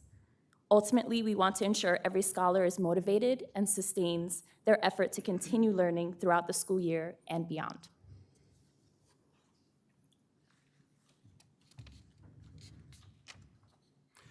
Okay, so there have been 3 key shifts in grading in the middle school level. Before diving in, I just want to point out some things that haven't changed, some things we all kind of grew up under, and that's we still have 4 marking periods. Each of the marking periods are 10 weeks long approximately. The passing grade is 65 still. We do have a 50 to 100, so a 50 grade 4 ready for the grades for the report cards. And we also have our interim and report cards both happening every 5 weeks or so. So that has not changed. So what has changed is the first shift is grading we wanted to highlight, is that we are now standardizing the weights and the categories for all educators. So we now have learning tasks, assessment tasks, and performance tasks. Gabby will talk about kind of those particulars there. But in previous years, educators had the flexibility to set their own categories and weights for grading. However, this led to some challenges, both for teachers and for families, and actually for scholars as well. When educators tried to discuss scholar performance, it was often like comparing apples and oranges, as grading practices varied widely between classes. So for example, my class would have 10% for homework, Ms. Frederick would have 30%. You get the idea. It's really hard to understand really what the grade represented. And so it was really hard to communicate to the scholar what was true performance, what wasn't. So with these new common weights and categories, we have standardized systems to ensure grades are more consistent and provide a clearer representation of scholar performance across all of the subject areas.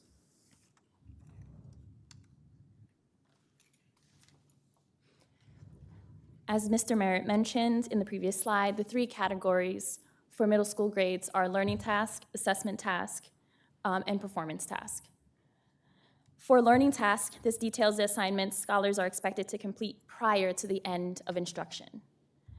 This may include rough drafts, homework, classwork, essentially practice opportunities. Next, the assessment tasks include any graded task that scholars complete once instruction on that topic or skill is complete. This may take many forms according to the course. So that includes final drafts, performances, unit projects, etc. Lastly, our performance task assess priority standards taught in a given marking period in content area courses. So this is a single task that is completed over the period of over the course of a marking period.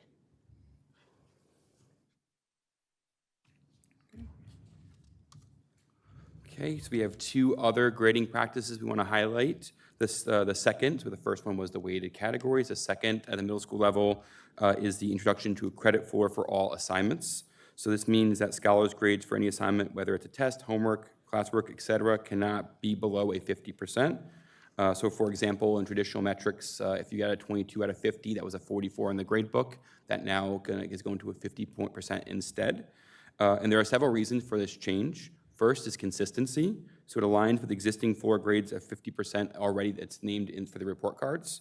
And so it got really confusing. We'd have these abstract, complicated conversations with scholars where your grade is really this, but actually your report card says this. And if you do the work, it's going to go to here, but it's still there. It's very abstract and very hard for kids to really understand and grasp, which then played into some motivation, which is my second point. It helps scholars stay motivated. One bad grade won't derail the entire quarter. It allows us to stay focused on the ability to succeed through some of that adversity.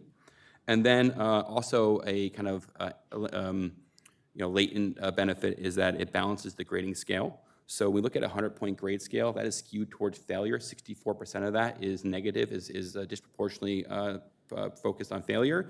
This now levels the playing field when out 50 points, looking at a pretty even spread with success and failure.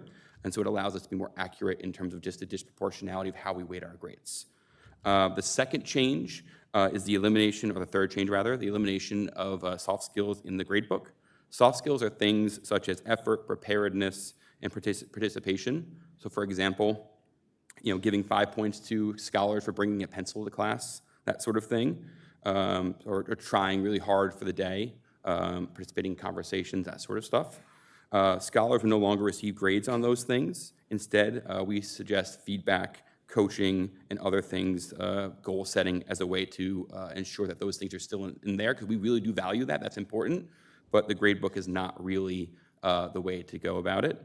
And just the reasons, again, we reduce subjectivity. Gabby talked about bias in our grades. We want to eliminate as much as possible. And so soft skills are subjective. How do we really know if someone is trying hard or participating? It really becomes our own ideas of what that looks like. And again, my view is different than Gabby's or different than anybody in this room, and that creates some inaccuracies and equities in our grading practices. And also clarifying scholar performance. When we start to add in things like if you bring your homework in on time, it's an extra 5 points, or if you bring a pencil in, or all these different metrics start to conflate the grades negatively or positively, and then we lose sight of really what that grade is supposed to mean, which is their academic performance. Again, muddying that conversation between educators and families and even students themselves. So it's really important to note that we do value these things. Soft skills are integral to success, but there are other modalities, I think, namely things like feedback, like I mentioned, conferencing, goal setting, all those different metrics to really intrinsically allow kids to understand the value of these, rather than similar to, we talk about code of conduct, laying a punitive measure to kind of enforce them. It's not really the goal here.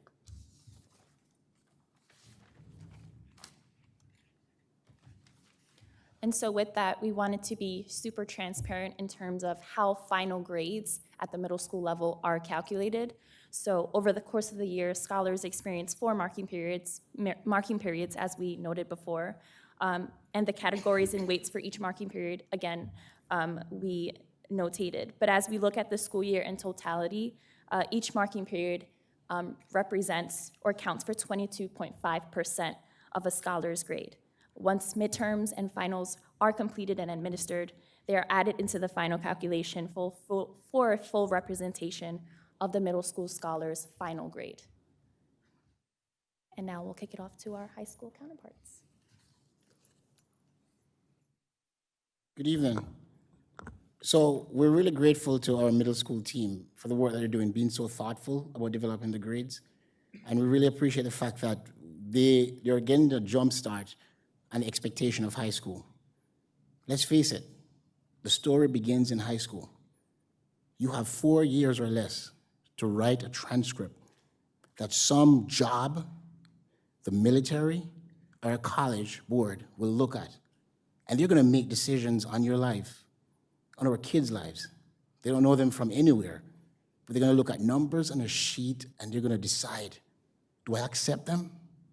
Do I give them a chance or an opportunity? Do I give them a scholarship, money? Do I give them this job?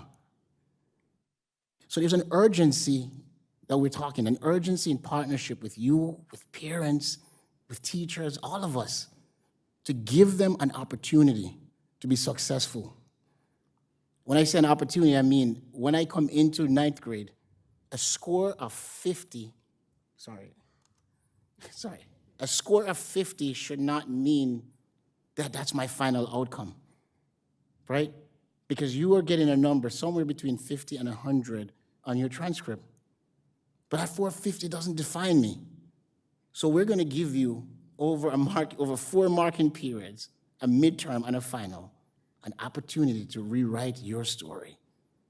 And that's really what our grading system is all about, right? You come to high school, it's not easy. You're accumulating 22 credits at least, and you're passing at least 4 regions and a pathway. This is challenging. And we're talking about 14-year-old children walking into the situation. So our job is to create opportunity that my first misstep in ninth grade doesn't define the rest of the outcome. That we're giving you a chance to recoup that grade, to improve and to grow. And that's really the story of all the things that you see on that slide. We want to message that our grading policy will reflect that. We're giving our scholars an opportunity to write a story that in the end, at the end of 4 years, they'll have a sheet of paper that really represents the skills that they've mastered. And somebody somewhere will be able to say, well done. And that's what the high school went into this process, advocating for our students and for the community of Middletown. Thanks.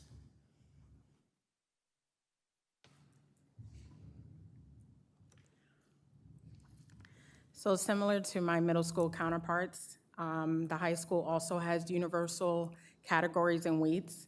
Ours are based per content area because each content area has different things that they cover, but there are similarities across every content. We are not grading on whether a child talked during the class period or arrived early. We are grading on mastery, and that's what we're really focused on. Our midterms are worth 10%, including our finals, across the entire school year.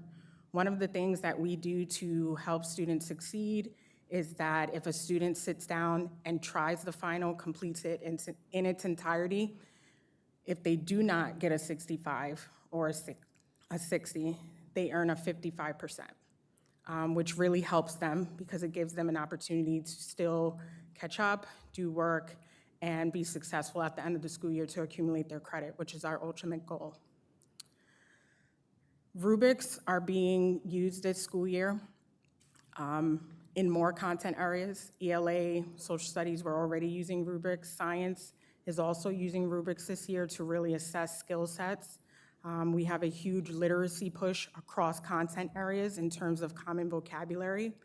And all of our teachers are aware of what the expectations are in terms of the assignments that are to be graded, the interventions that should be put into place based on the data that is collected from the assignments.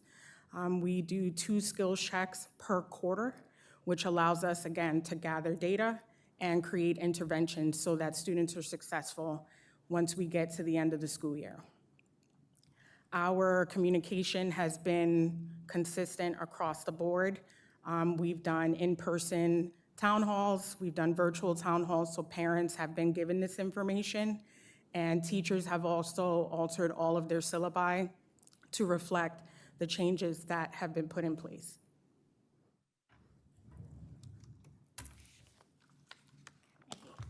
Good evening. Middletown High School, we do offer over 30 dual enrollment courses, and our dual enrollment courses allow scholars to earn both high school and college credit at the same time. Our college partners include Syracuse University, Siena College, Rochester Institute of Technology, Mount St. Mary College, and SUNY Sullivan. And it's important that we share with everyone, along with our families at home, that we must use the grading policies established by the college or university. And this ensures that the grades earned reflect the standards and the expectations of our college partners. And parents and families and caregivers, scholars, they can all find their grading policies on their college syllabus. So that information was shared with our students and families the first year.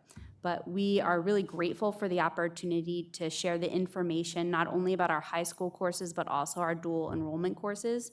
And it is important that we note the difference between our high school course grading policies and our college grading policies. And lastly, we wanted to just share our important dates. So make sure all of our families at home watching save the date. We have our family teacher conferences at Twin Towers and Monhagen Middle School, as well as Middletown High School, and the important interim dates and marking period dates. So remember, if you're looking at the portal and Backpack and you see the interim grade, that means we got to hurry up. We got 5 more weeks until that final marking period grade. We got to get all our assignments in, make sure if we're missing tests, we're making it up, because we want to make sure we get those good grades on our transcripts or our high school resume, so that it really represents what a student knows, what they've learned, and where they're headed. So thank you so much for the opportunity tonight. Great. Thank you very much. Since we started on this side last time, I'll go to this side first and see if there's anybody who has any questions or comments. I just have a comment. The work is great. We appreciate you guys, and that's all I have. Thank you.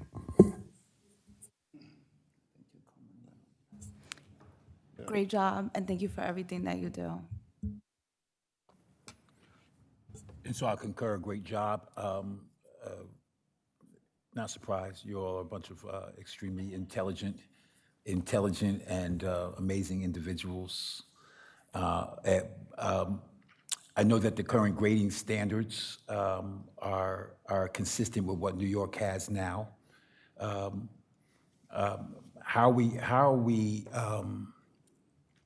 we, I know we are, but I'm just asking a rhetorical question, prepared for the possible shifts in graduation standards, and that's proposed by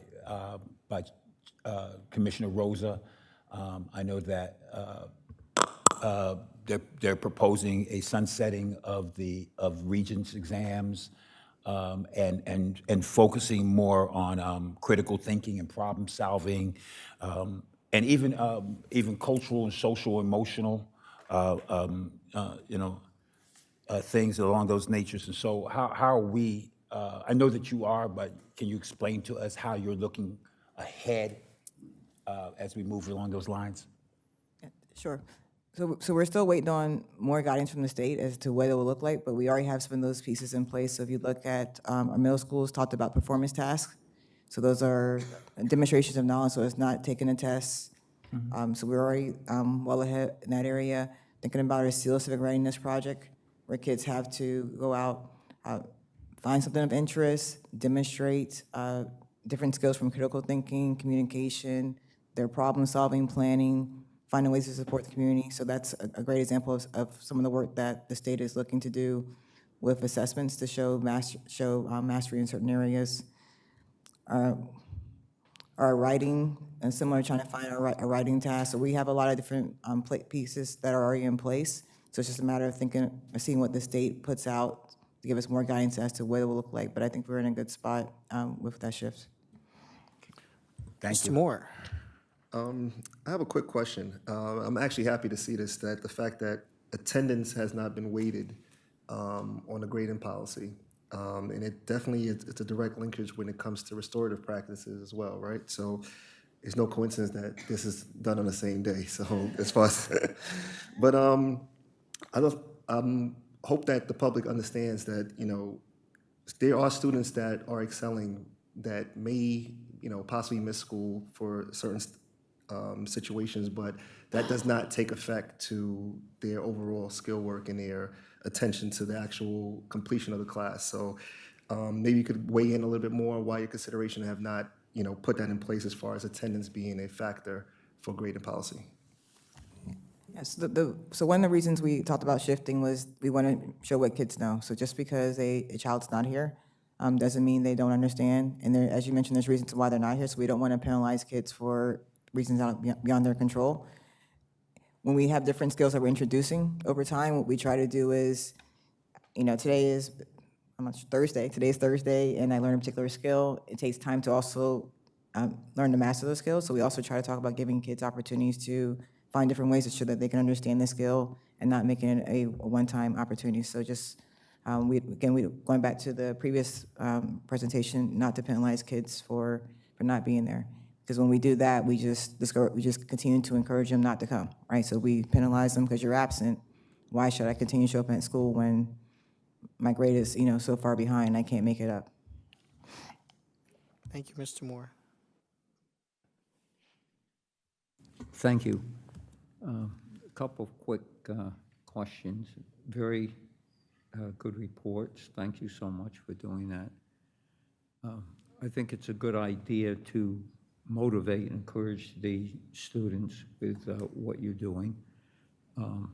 If a student does not, let's say a student is given a paper to do, and they don't turn in the paper at all, do they still get a 50?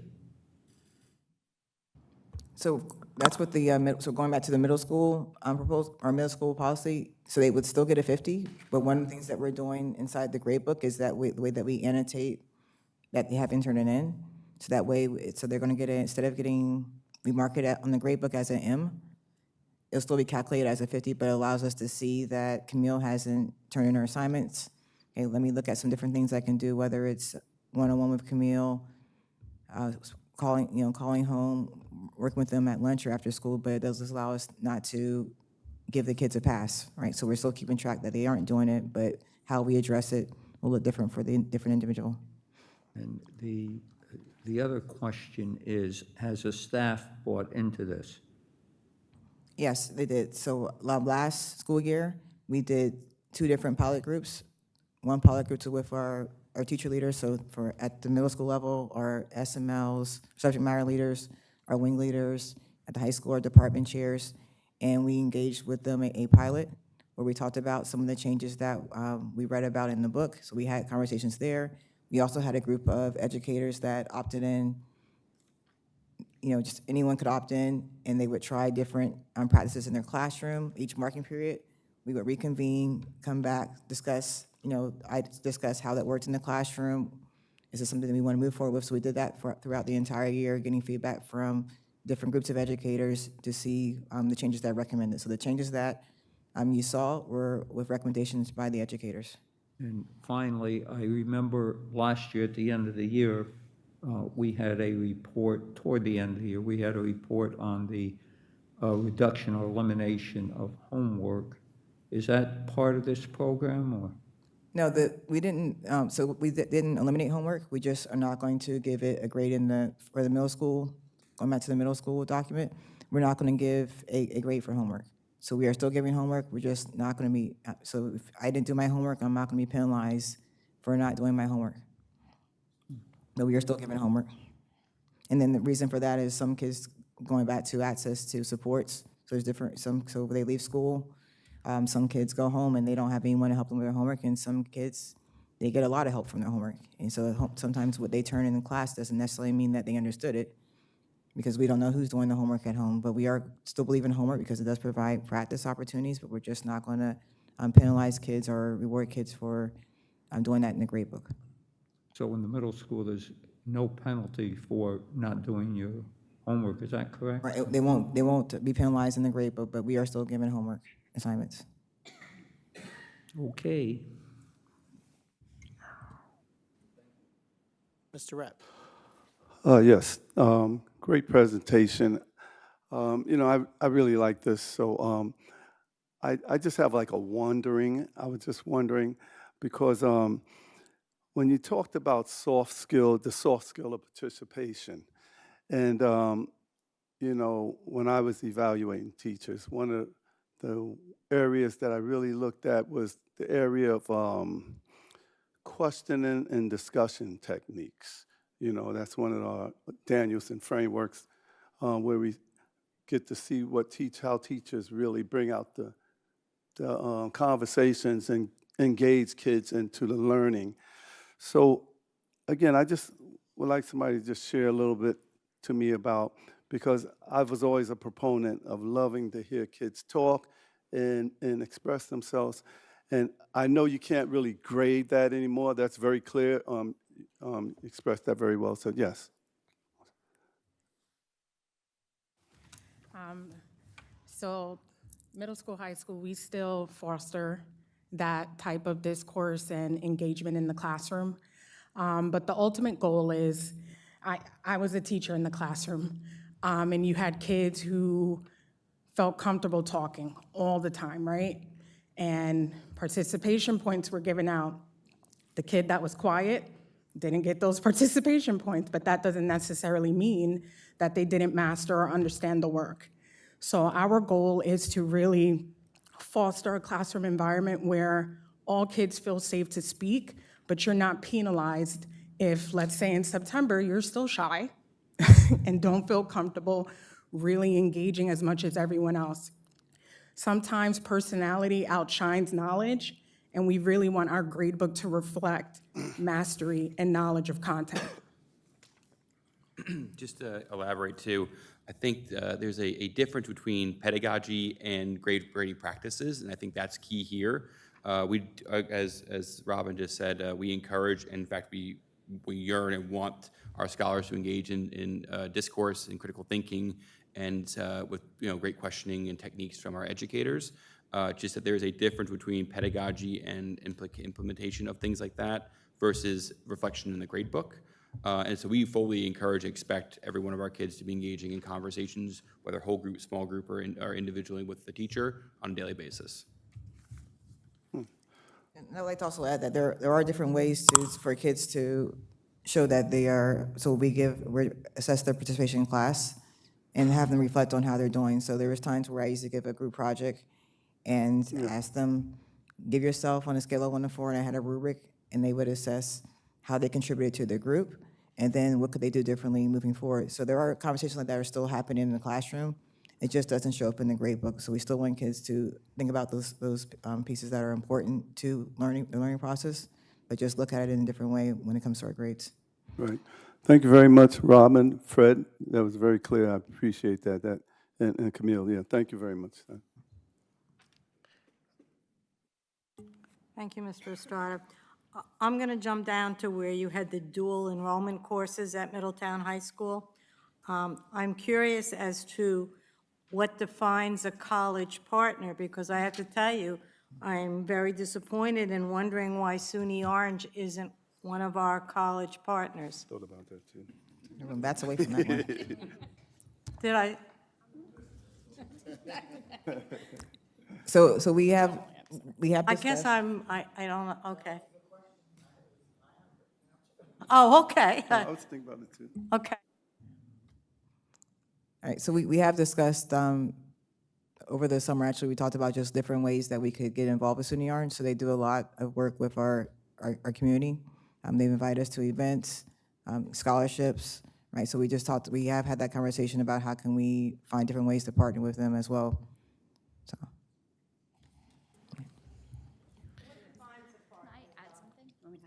Sure. We have partnered with them last year with their Future Teachers Club. So they came in and held a workshop with some of our potential future educators from Middletown High School. So we are trying to find more ways. They've been really supportive of some of our NAF academies and some other partnerships. So hopefully that continues to grow. But yeah, I think you're on point, Ms. Tobias, and I think that issue is not just specific to our school district, so, yeah. Mr. Williams. Excellent presentation. Just love the direction that we're going in. Just saying it was great and with equity. Like Robin, you were talking about not penalizing a kid because they might be shy. You know, a person is shy, but they understand the content. You know, so why would you penalize them? So that's what we're talking about as far as equity. Dr. Connell, just definitely, I can tell in your energy and your presentation, and everybody's, it's just you verbalize it. Preparation for their future. You know, like all of you were saying, as far as what this document is going to look like, because we're preparing them for the next phase, and y'all have that mindset.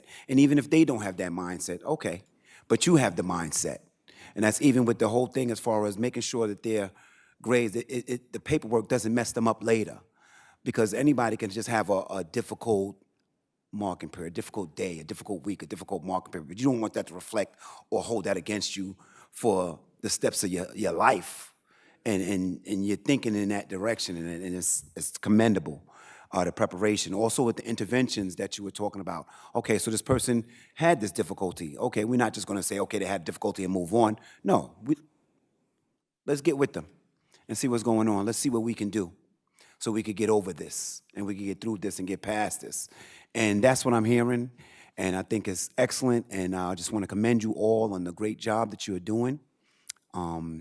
And just keep it up. Excellent. Thank you. Thank you, Mr. Williams. What'd you forget about me, Mr. Rhett?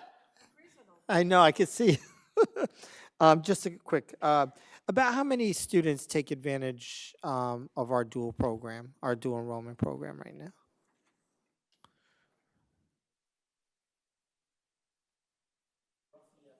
$1,200 kids. Oh, wow. Yes, if we're talking That's the about- size of a high school and some other Yes. school Yes, districts. so doing at least one course. Yeah. I think our And- data was around 45% of the class of 2024 graduated with at least One college course. Yeah. And remember, we have revamped the middle school program so that students are taking pre-college courses in the middle school. Mhm. So when they come, they're taking college courses as early as ninth grade. Yep, setting the pattern. Exactly.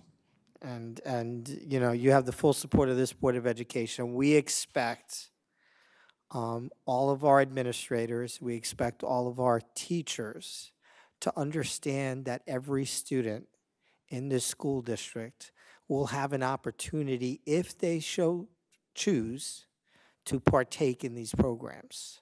Not just the academically strong ones, but even the ones who may feel themselves that they're not that strong, but they won't know until they try, you know, and to not give those students the same ability to take those courses is not something this board does not, you know, that's a clear direction from the Board of Education. We encourage our parents to speak with their children and to their scholars, and if they so fit, they want to try it, we're game if they are. So I want to thank you for that.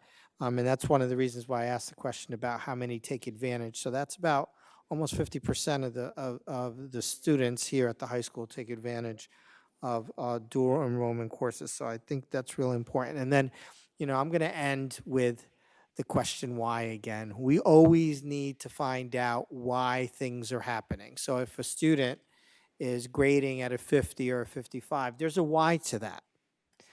You know, is a student not focused? And if so, why not? Is there something going on at home? Do they not have the same resources that everybody else?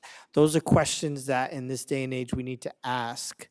You know, if a teacher says, you know, about a homework, you know, does the student not have time? Some high school students are working right after school, you know, so there's a lot of factors that go into why somebody you know, we heard a story at one time about a kid who has 100, but is out 25 days. Well, maybe the kid needs to be challenged more. I mean, there's so many things that we need to ask of our scholars now just to understand them. You know, in the past, it was just different, you know, so helping to understand what they're going through is going to ultimately help us how to teach them and how to get them to the end point. We just went over yesterday at my job, I was going to ask you about it, this PI index, you know, where all of us answer questions, and that's for my bosses to understand, okay, this is how Mr. Estrada works, this is his strengths, this is his weaknesses, how do we utilize that to get to the end goal? Same thing with our scholars. We need to understand what their strengths are. I'm the father of a special ed student, of a student with disability. He is challenged in some areas, and he can tell you who the umpires were in the 1956 World Series just like that. It's just two different things, and to understand that is how we, end up putting them in the path they need to succeed. So thank you, everybody. Great job. Now we can clap.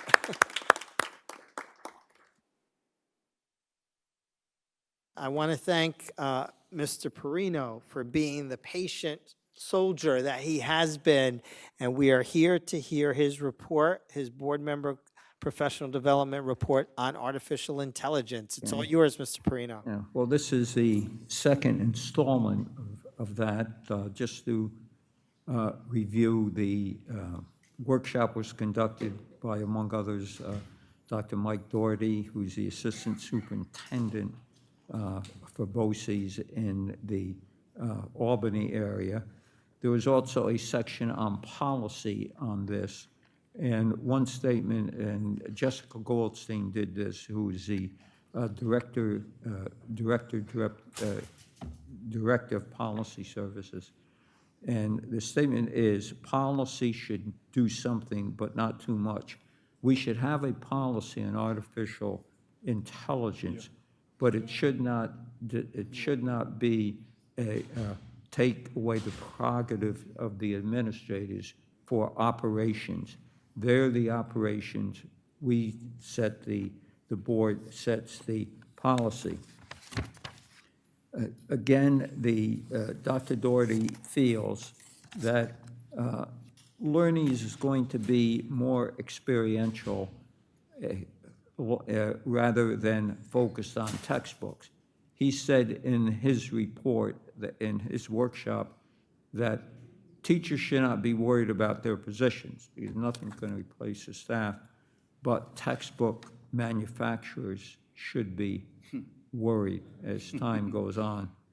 So what can students do with this? Well, number one, they can personalize learning. They can get help with tutoring and homework. In fact, there's programs that help right now with very complicated mathematics courses. They can artificial intelligence assistant language learning, technology, and the interpretation of data. Now, on the other hand, teachers can help teachers with curriculum design, class activities, student collaboration, counseling, physical education, and athletics. There seems to be almost no limit to this. There was an article that a complete dental operation, complicated dental operation, was performed by robots using artificial intelligence. That's quite the thing. Nothing is, as we know, nothing is free. Dr. Doherty sort of concludes one section with this: artificial intelligence. Make it a usable resource instead of shunning it. Embrace the inevitable change instead of making it something that simply should not be used in schools. In other words, don't be afraid of artificial intelligence. It can do a number of items. This evening we had two excellent presentations, kind of groundbreaking on restorative practices, which was most informative. And as Ed said, when he was in school and I was in school, we really didn't have too much of this. So there's no way of avoiding artificial intelligence. So you figure out, Dr. Doherty said, how to use this to the benefit. Also, staff has to be instructed and in service on this. He mentions change the mindset of teachers. Right now, it's always don't use it for whatever. But if they can understand artificial intelligence and understand that there's no getting around it, then it can be utilized in a correct way. So again, there's a balance between artificial intelligence and still making sure that what students are taught is understood. There's always that fine balance. Not a free ride because there are a number of legal issues concerning artificial intelligence. The New York State Constitution, Article 11, and this is basic, and we've talked about this a number of times, that creates a duty for each district to provide students with a sound and basic education. So in other words, education cannot be uneven. There can be no inequities in education. As the president mentioned, students should have an opportunity to take the super courses. So there's no inequity. They have a right to try. For example, one of the questions raised, one of the legal issues raised, what happens if a special education student in his or her school has the use of artificial intelligence and then transfers to a school that doesn't utilize this? Is this equitable? I don't know. Maybe there could be a lawsuit by the parents. How about privacy considerations? So as you see, it's not there's no free lunch on this. It's here to stay. We have to utilize this. I hope we get involved in this, and the first thing is we need perhaps a policy on this, and call our administrators and tech people in and see how we are using this or how we are going to use this. So that was it. It was a very, very informative workshop. I could go on and on, but it's, I think everybody has the idea, and I'm sure the people going to the conference in New York City, there'll be a session on artificial intelligence, so. Good. So I guess one question I would have based on your report is, has the district started looking at a policy or anything coming down from Erie One BOCES? And I was going to head right to you, Mr. Redis, Chair of the Policy Committee.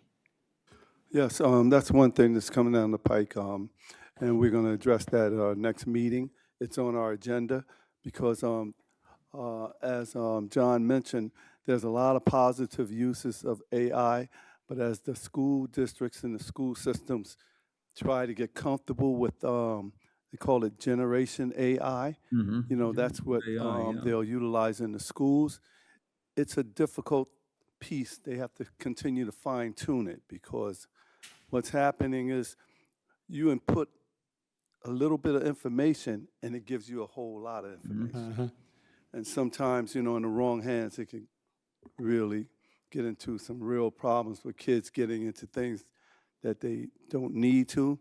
And then also, it dumbs down the learning. You know, I got a research paper on a book, The Catcher in the Rye. I just put Catcher in Rye, and you know, it does things a lot more expedient than, and you know, so.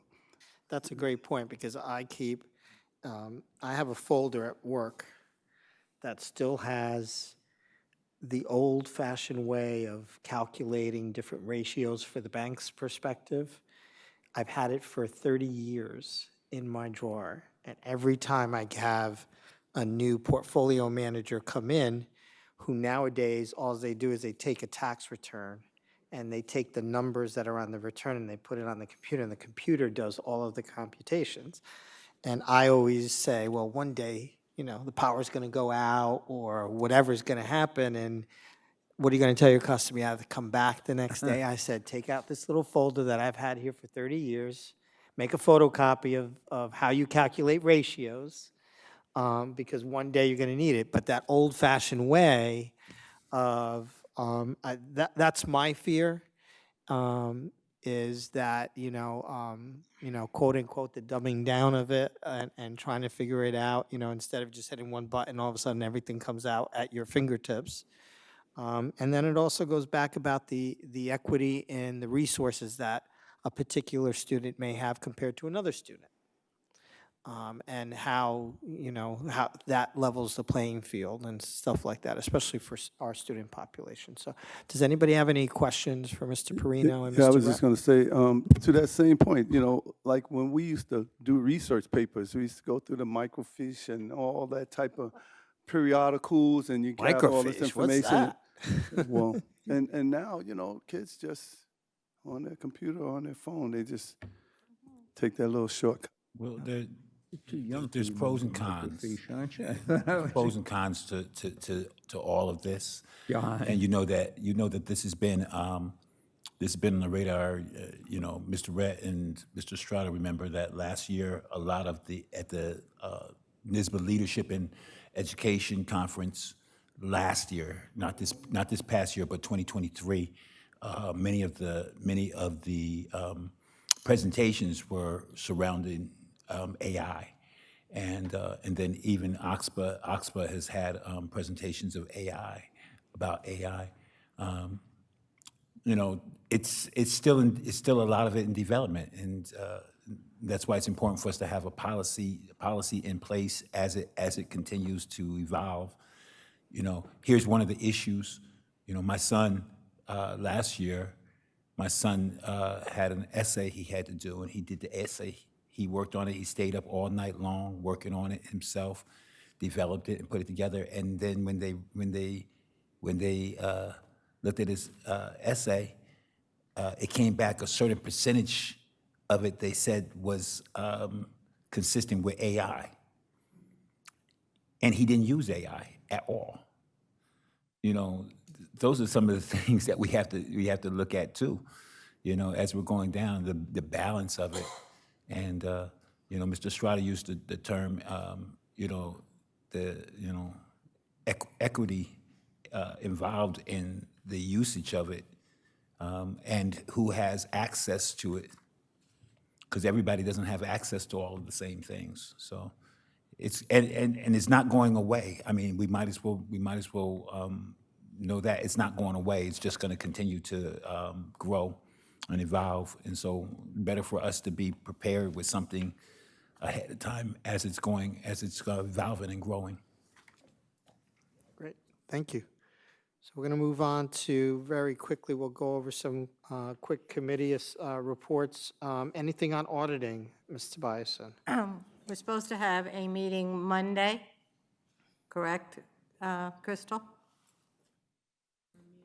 That's right, yeah, 20. Monday, August 3rd, September 30th. Will Andy be able to meet with us, or does he need another week or so? Because sometimes he doesn't have that report. He approved it? Fine, thank you. Audit Committee is meeting Monday, September 30th at 5 PM. Oh, 2 weeks, yes, you're right, sorry. Okay, thank you. Anything with change orders, Mr. Perino? As Bill Bartlett was speaking about change orders, we go over the change orders each week when there are change orders. That's connected with the Facilities and Change Order Committee. And what we did with both the Facility and Change Order Committee and the Board Safety, Health, and Security Committee, we set the meetings for the whole year so people know when they're meeting. The first meeting is, and we set them back to back because some people are on both committees. And if anybody wants to join either committee, we do have community members on the committee, but get a hold of Ms. Moncherie, and she'll relay the information. I'll speak with that person. So we don't want to be exclusionary here. If you're interested, give a call. If anybody's watching. So that's what we're doing with these. Mr. Rett, on policy? Yes. Yes, we're going to have a policy committee meeting October 8th, Tuesday, at 5:30. So I believe already we Crystal and I already sent out the invitation, so if you can just accept if you're going to either be there, if you can make it or not. And there'll be an agenda coming out next week. Thank you. Diversity, Mr. Williams. Jillian.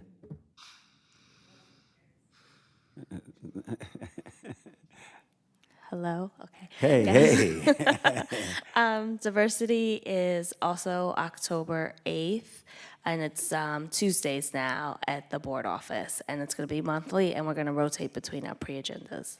So the schedule's coming out this week. Yeah, and we'll have a schedule for the whole length of the year. Yes. It's going to be in the district office now. That's where we're going to be meeting at this year. Yes. Mm-hmm. At least for now. For now, So, as we're in transition. Yeah, yeah. So Mitch, that sounds like maybe a conflict of Yeah, we're going to have to figure that. Tuesday. because ours, Yeah. October 8th as well. Policy. They doing a We have a policy. policy meeting. You guys have diversity meeting. So I was just going to start a little bit later than yours, so yours should be finishing as ours begin. Okay. Okay.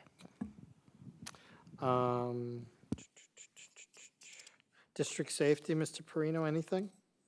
Oh, as I said, we set up a schedule of meetings on that along with the facilities committee. So on our way, we have community members on that right now. Dave Green is one of the members, Sergeant Dave Green, Middletown Police, former Middletown Police, so along with some members of the board are on that committee, so.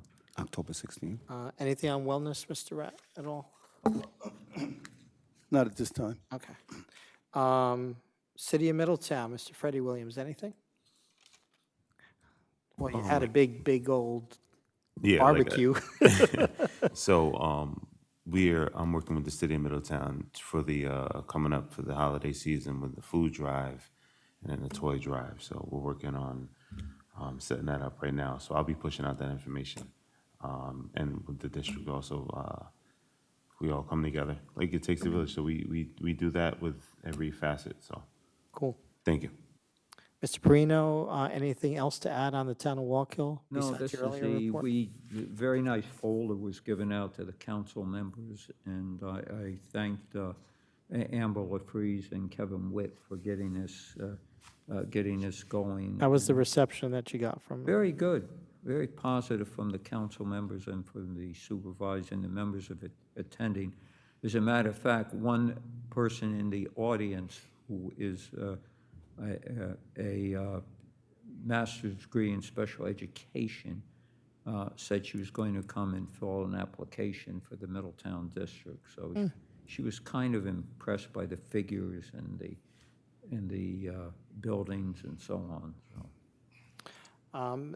Before I get to Pastor Williams for NISBA and OXPA, I need to take a poll for those members. I believe we have 7 members going to the NISBA conference, and we wanted to find out if members wanted us to have transportation going to the conference, which would go down on Sunday, and then the transportation would pick board members up on Tuesday morning for those that are staying down there. I've already indicated that I will be driving there and back, or Tuesday afternoon, whatever the end is. So, are you going to need transportation, Freddie?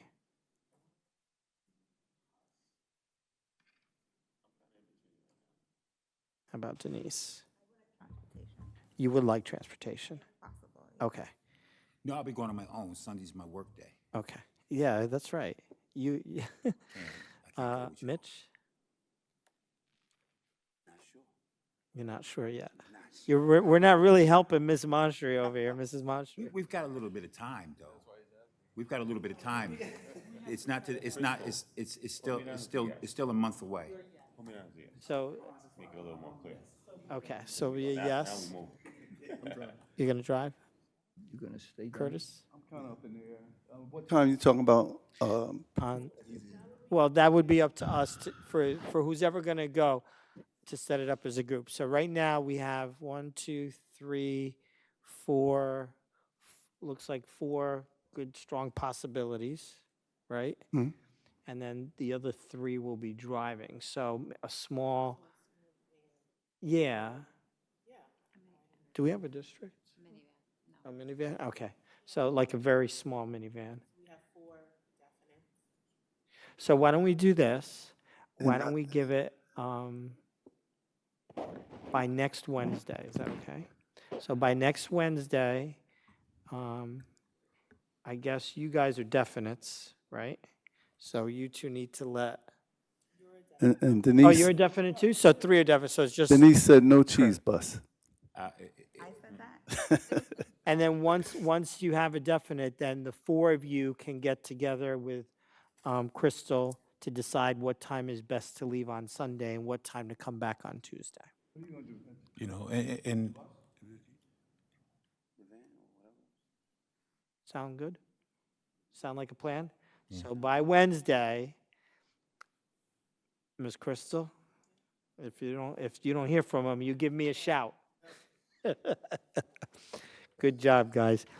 Pastor, did you want to add anything regarding NISBA or yeah. OXPA? So first of all, get ready for a really exciting conference. It's going to be a lot of good things that's going on. For those that are not going to the conference, we're going 7 deep, which is good. Last year we were 5 deep, right? And this year we're 7, I would venture to guess, we're is going unheard 7 of. deep. Say that again.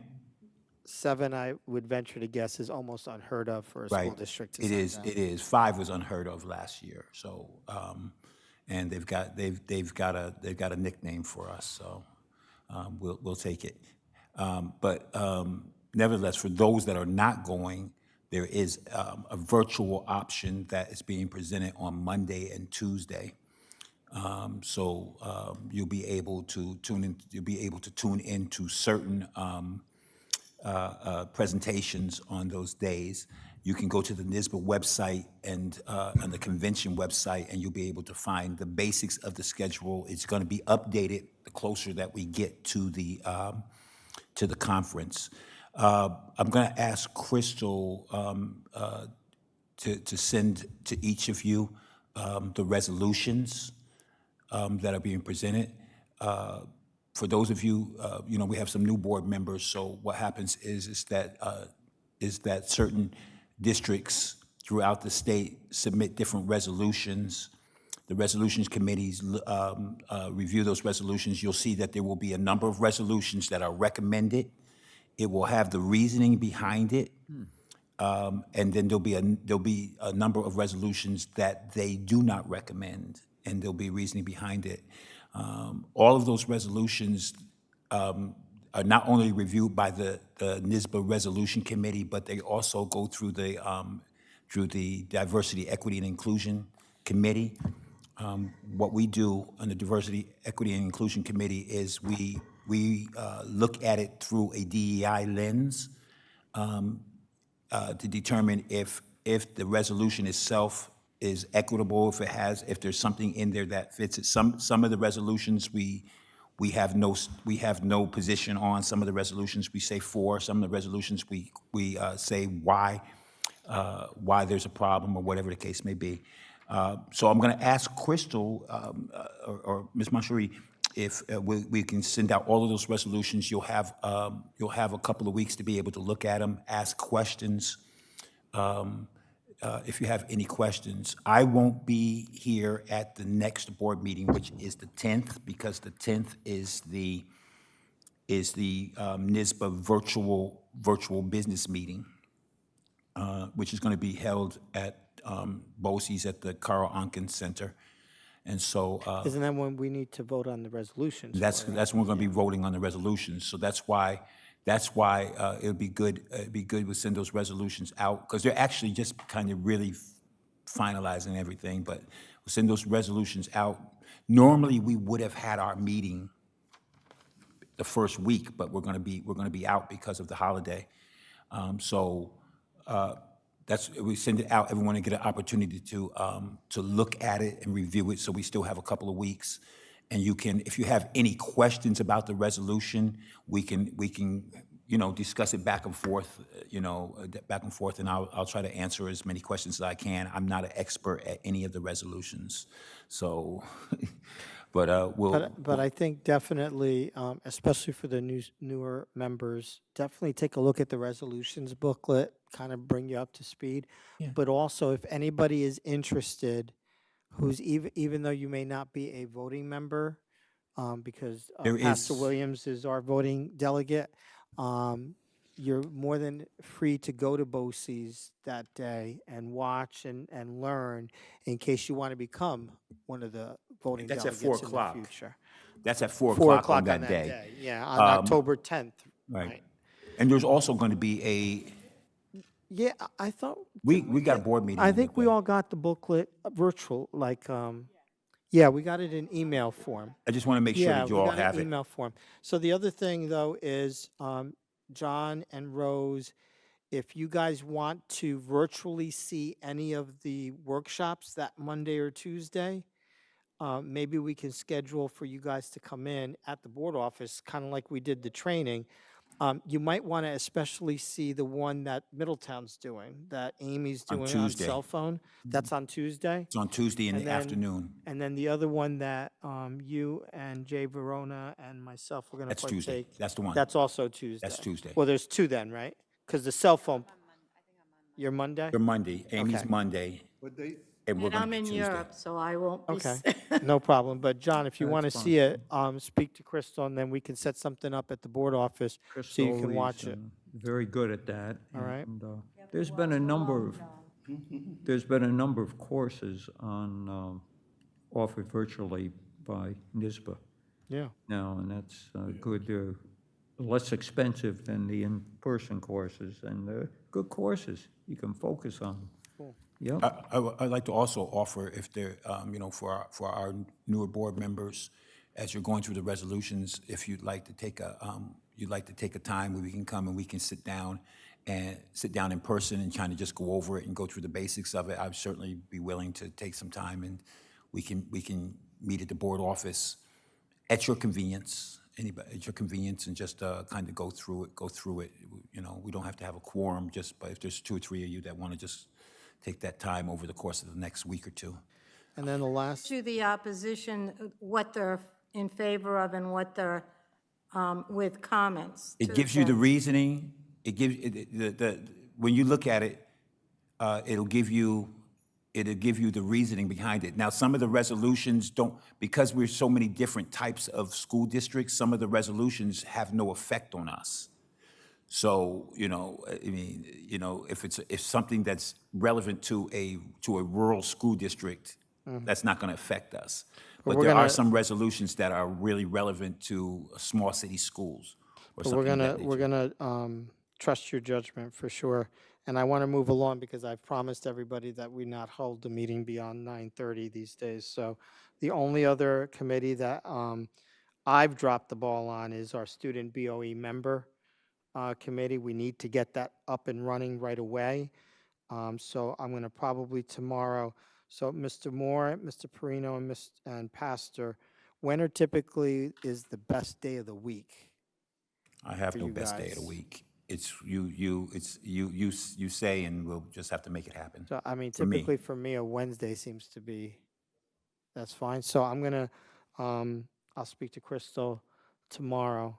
And if I don't call you, you call me, just remind me. Wednesdays, did you say Wednesday?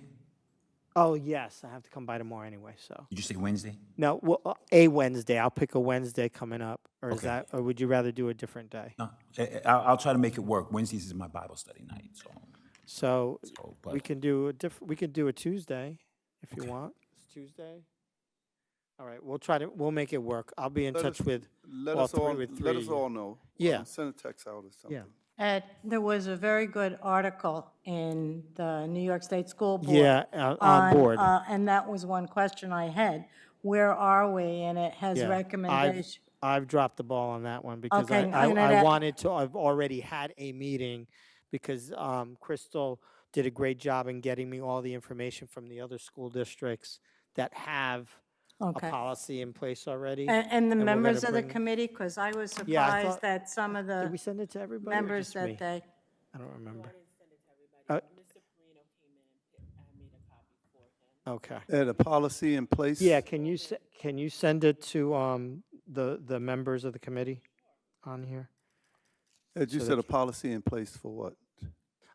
Other schools that already have a student representative. Oh, you told me about that. Yeah, so I know Chester did and some other ones, and so we wanted to get, because that's going to be the first thing that the committee's going to look at, is what other school districts have in place, and then come back with a recommendation that, an outline that we can then follow.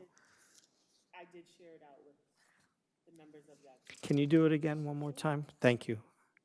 And Andrew, Mr. Perino, myself, and John, Pastor John. Cool. Thank you very much. So that'll do our committee reports. I'm going to make a request. Can we adjourn roundtable?